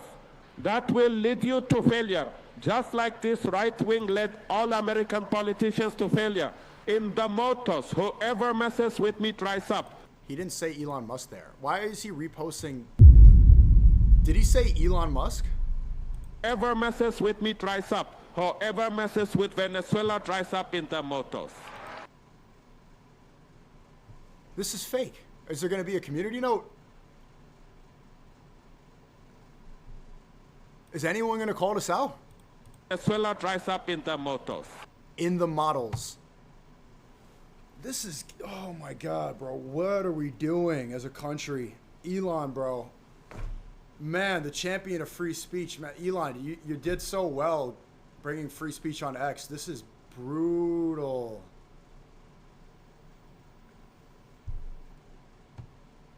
One more. There's motos. Ita motos. That doesn't even sound close to your name. Is there going to be a community note on here or what? Did he even watch this video or did he read this caption from Doge designer? Do you want to fight? We're going to win it. I'm ready. I'm the daughter of Bolivar and Chavez.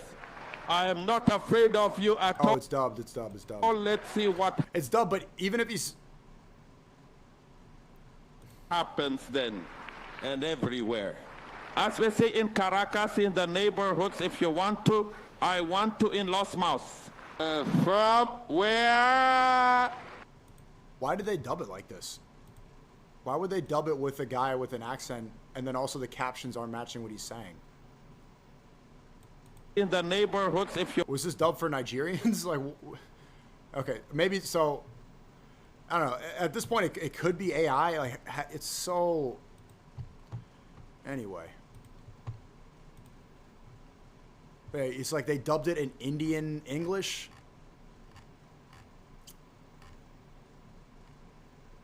El arranque. Here's one. Ya se está esperando el arranque de lo que pudiera ser una guerra de mayor dimensión que supere a la de Ucrania y que supere a la guerra al genocidio de Gaza. Yeah, that is a reminder. So they're saying that the oil is worth $17.3 trillion. The oil that now belongs to America is $17.3 trillion. Economy is going to go up. It's great. You understand that this is now Israeli money. And that cannot be more obvious with all the humiliation rituals that Trump and the entire cabinet are going through right now. They spent New Year's Eve together. White House just posted a live stream where the president addresses with the prime minister of Israel. They're side by side on the podiums. The Israeli flag is dead center right next to America's. Reminder that that's 17 trillion. When they're trying more than ever right now to push the fact that there's that Israeli-American alliance and that they're the same, and they want to make it seem like that we are one. Not only do they take billions of dollars of every year, but let's believe, where do you think the majority of that money is going to go? Where do you think the majority of this new wealth, this new oil money that America just acquired, you think it's going to go to helping out our economy, to helping the homeless problem, the housing crisis? No. Let's go to the Middle East.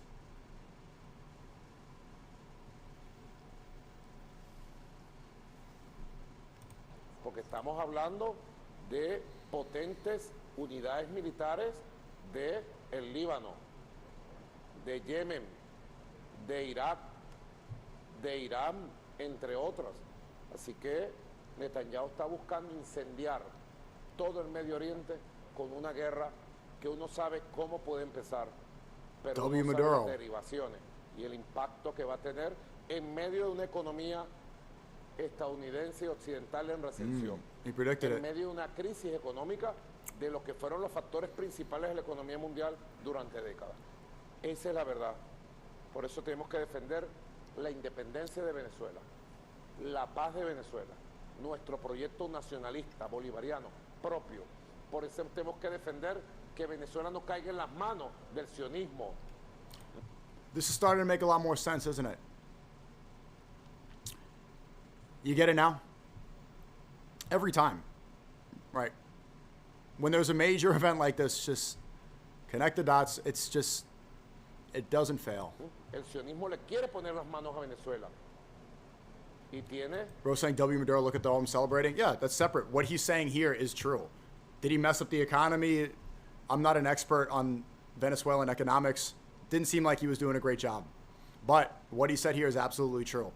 He said we need to protect Venezuelan independence because the hands of Zionism are trying to take it and take our resources. He was right. He was right.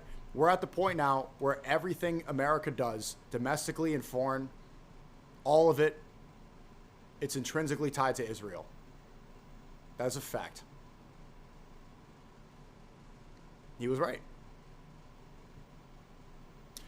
And ironically enough, you notice how all these people that grift Christianity when it's convenient to them. You got a Christian man like Maduro, a Catholic, standing up for his independence, trying to protect the Zionist hands from all taking and extracting from his Catholic country. None of these Christians that are celebrating, Elon Musk now has an American flag and he's bragging about it. All these Trump chuds, all the base conservatives, we just saw it. All of them are saying this is incredible. This is great. They're Christian when it's time. America's a Christian country. They're Christian when they see Muslims praying in Times Square. And that's like, oh my God, they're praying in Times Square. This is a Christian country. And then when an actual Christian country in Venezuela, Maduro was protecting Christian values by banning porn, banning gay marriage, by banning abortion, when he's standing up and protecting his Christian country from Zionist hands all over it, they don't peep a word. They don't defend him. They don't say he was standing up for Christian values. They don't say he was resisting the influence of a different religion, the influence of a Jewish state. They ignore that conveniently. It's almost like all these people LARPing Christianity, they're doing it for their own benefit. They're doing it for the benefit of, not for their own, for Israel's benefit. It's almost like all these people are shills. All of them. All of them. But praying in Times Square, that's the issue. Huh? Un grupo de ataque. El grupo de ataque que ya conocemos del fascismo. Todo está concatenado. Pero Venezuela vencerá. Todas las dificultades, todas las circunstancias.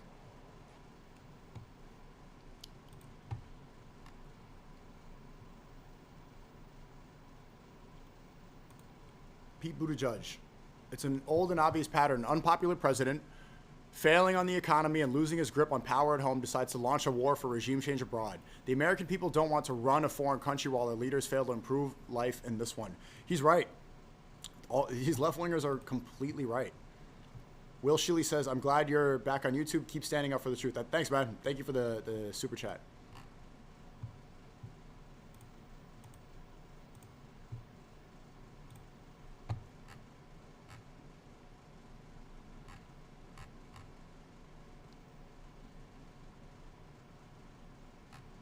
I didn't see his other Truth Social post. I wanted to see that. Here we go.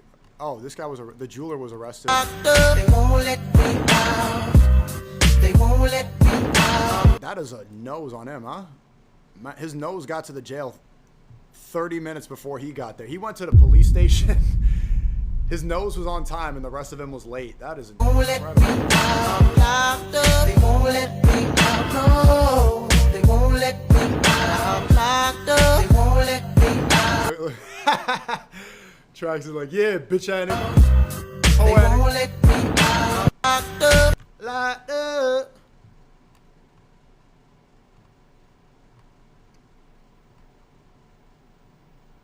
Woman whose older brother was killed in Venezuela starts bawling. Thanks, President Trump, for capturing Maduro. Let's see. La veo muy emocionada llorando. ¿Cómo se siente? Cuéntanos por qué llora. Felicidad, tantos años esperar esto, Señor. Gracias, Señor. Ay, Dios mío, esta es una alegría inmensa. Gracias, Señor. Gracias al presidente de Estados Unidos. Yo lo estoy esperando hace años. ¡Dios mío! No han hecho daño. ¡La concha de tu madre, Dios mío! ¡Ahí! Han matado a mis hermanos. ¡Hermano! Okay, no, I'm being a dick. ¿Cuántos años tiene usted aquí en los Estados Unidos? ¿Hace cuánto se fue de Venezuela? Ay, tenemos aquí 8 años ya. 8 años porque nos mataron al hermano mayor y... ¡Feliz Navidad! Secuestraron a mis hermanos, eso fue fuerte. Y doy gracias a Dios por todo esto, porque ha sido fuerte. Muchas gracias. ¿Su nombre? Yajaira. Someone said, check what Candace Owens said. Let's see. Locked up. Won't let me down. Locked up. Locked up. Yeah, I like what Tucker Carlson said. I do like a lot of what Tucker says, and he's one of the few that is right about Islam. Recently, is right about Islam. It's rare to find a white Christian who sees through a lot of the propaganda. We was just sitting there being interviewed by Megyn Kelly and said something. He said something like, "Well, Tucker Carlson's, for Maduro, Maduro, the communist leader of Venezuela, who I guess were on the way to killing or something, forcing out regime changing him." And he defended Maduro. Didn't, actually. And Megyn Kelly says, well, Tucker said in his show that Maduro, most people didn't know this, whatever his many faults, I wouldn't hire him as an economist, okay? But whatever his many faults, has the most socially conservative country probably in the hemisphere. So Venezuela is just a fact. I mean, I didn't make this up. I'm not in charge of Venezuela. Just noticing that Venezuela has banned pornography, banned abortion, banned gay marriage, banned sex changes, and banned usury. You don't have credit cards with 40% interest in Venezuela. Okay. Ben Shapiro responded this way. We saw Ben's response earlier. I guess I could play it one more time. But he's made the point that Maduro is culturally conservative. Who gives a shit? The guy's a communist dictator. Everyone is. There you go. Yeah, they really don't care. Exactly what I said earlier. The social issues, it's so minuscule on the grand scale. Candace Owens says, Venezuela has been liberated like Syria, Afghanistan, Iraq were liberated. The CIA has staged another hostile takeover of a country at the behest of a globalist psychopaths. That's it. That's what's happening always, everywhere. Zionists cheer every regime change. There's never been a single regime change that Zionists have not applauded because it means they get to steal land, oil, and other resources. Hope this helps. Yeah, spot on. Candace is right. Candace is completely right. Yeah, I saw Ian Carroll was on Tucker Carlson. Congrats to my friend Ian Carroll. Charlie Kirk is months ago now. And to this day, I think the most Americans still feel like we don't have an honest set of answers. Whether you believe it was Tyler Robinson or you believe it was some version of some other conspiracy, I think that a lot of people feel very underwhelmed by the way it was handled by Cash, the way it was handled by every government official involved. But there's so many crazy stories now that it's so hard to keep track of the craziness, right? Erica Kirk and the fireworks, that makes no sense. The entire Charlie Kirk narrative makes no sense. But then we move on to Somalia, we move on to the daycares, and now it's the Venezuelan American gas station. How could we keep up? And that should have been the most basic one. Well, so I didn't want to talk about this because I'm, I know everyone involved very well, and I feel emotional about it, and I'm going out, day after tomorrow to speak at Turning Point at Charlie's request. But I don't. So the hostility that I don't know what that was. The onus is on the government to prove it was a lone gunman. Okay, that's up to them, not up to me. That's their job. I'm not accusing anybody. I don't know exactly what happened. There is a lot of evidence that Tyler Robinson was involved, at least from what I read. Yep. If those text messages are real and the murder weapon is, I'm willing to believe anything, but I do think it's up to them to prove it to us. Yeah.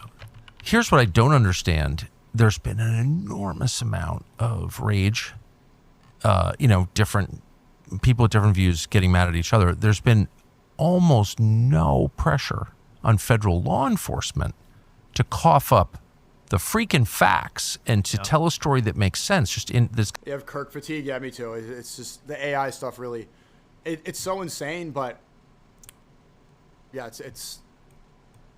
I'm getting annoyed hearing about it now, and also because we're not going to hear the truth.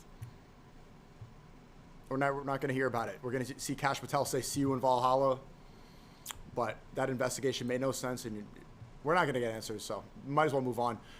Hey, Wes, thank you for. Good seeing you yesterday. Advice on starting YouTube back. I just posted a new video on Patreon. I'm going to post it on Lit SNEAKO, the part of that. It was advice for people. It's called Advice for People Younger Than Me. You can go check that out. I've been posting, I would say self-improvement videos, but I don't like that term. I've been posting those every day on Lit SNEAKO. This day 3 in a row. Tell me one in the chat if you've seen those. I like them. I think it's a good routine for me to do one every morning. I just write some notes and I say something that I'm thinking about every day. That's the grind I'm on. See how long I can keep it up. And I went to the gym this morning. Got some good push-ups in, shadow boxing, light workout, do it every day. Just going to do that every morning. And no cigarettes. I'm really on this New Year, New Me thing. Oh, you've been watching those videos? That's cool.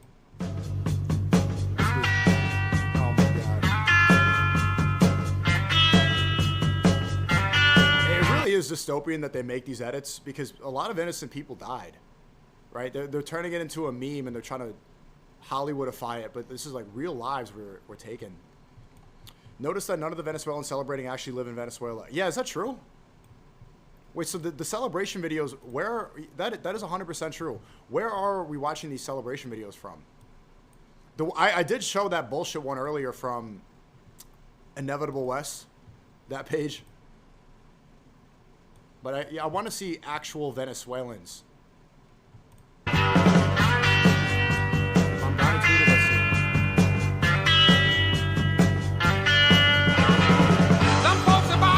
Now it got me. This is a great song, and I'm watching murder. And I pull this up. First thing on X is just like, is it okay?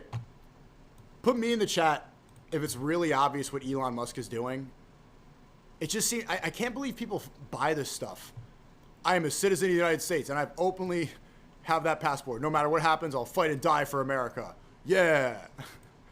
Yeah. Yes. It's so like, what am I supposed to do reading this? Yeah! America! Elon's one of us. Look, I told you, and that tweet proves it. What am I supposed to react? Well, that's the American. That's our flag, and he's standing in front of it. And someone photoshopped the American flag behind him.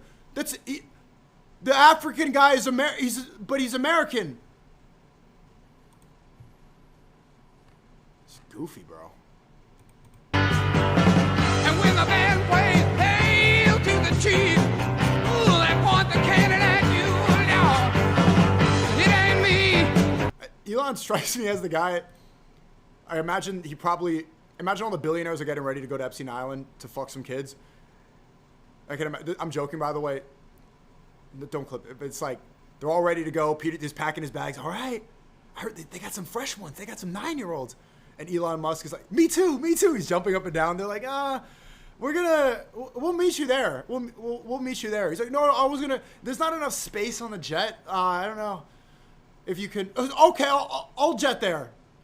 And they're all in the jet. Okay, send him the other address. Just send him it. It's like, oh, God damn. He's going to blow my high. Ugh. Who invited him? That's what. Yeah, but I don't want to get my ex banned, so. It ain't me. I ain't no senator, song. It ain't me. It ain't me. I ain't no fortunate one. Some folks are born silver spoon in hand. Lord, don't they help themselves, y'all. Okay, Mamdani tweeted. Let's see. You know what? Prediction. I'm not reading it yet. I think Mamdani said something that I agree with. I think he's on the right side of this. Like Tucker, like Candace, like Dave Smith. Let's see. Mamdani said, I was briefed this morning on the U.S. military capture of Venezuelan President Nicolas Maduro and his wife, as well as their planned imprisonment in federal custody here in New York City. Oy. Unilaterally attacking a sovereign nation is an act of war and a violation of federal and international law. This blatant pursuit of regime change doesn't just affect those abroad. It directly impacts New Yorkers, including tens of thousands of Venezuelans who call this city home. My focus is their safety and the safety of every New Yorker. And my administration will continue to monitor the situation and issue relevant guidance. That's what I'm talking about. That's my mayor. That's my mayor. Told you. This is one of those political streams. I was right about everything today. I got this. I think this was my best one. I got everything spot on. And Mamdani's completely right. is a 100% true.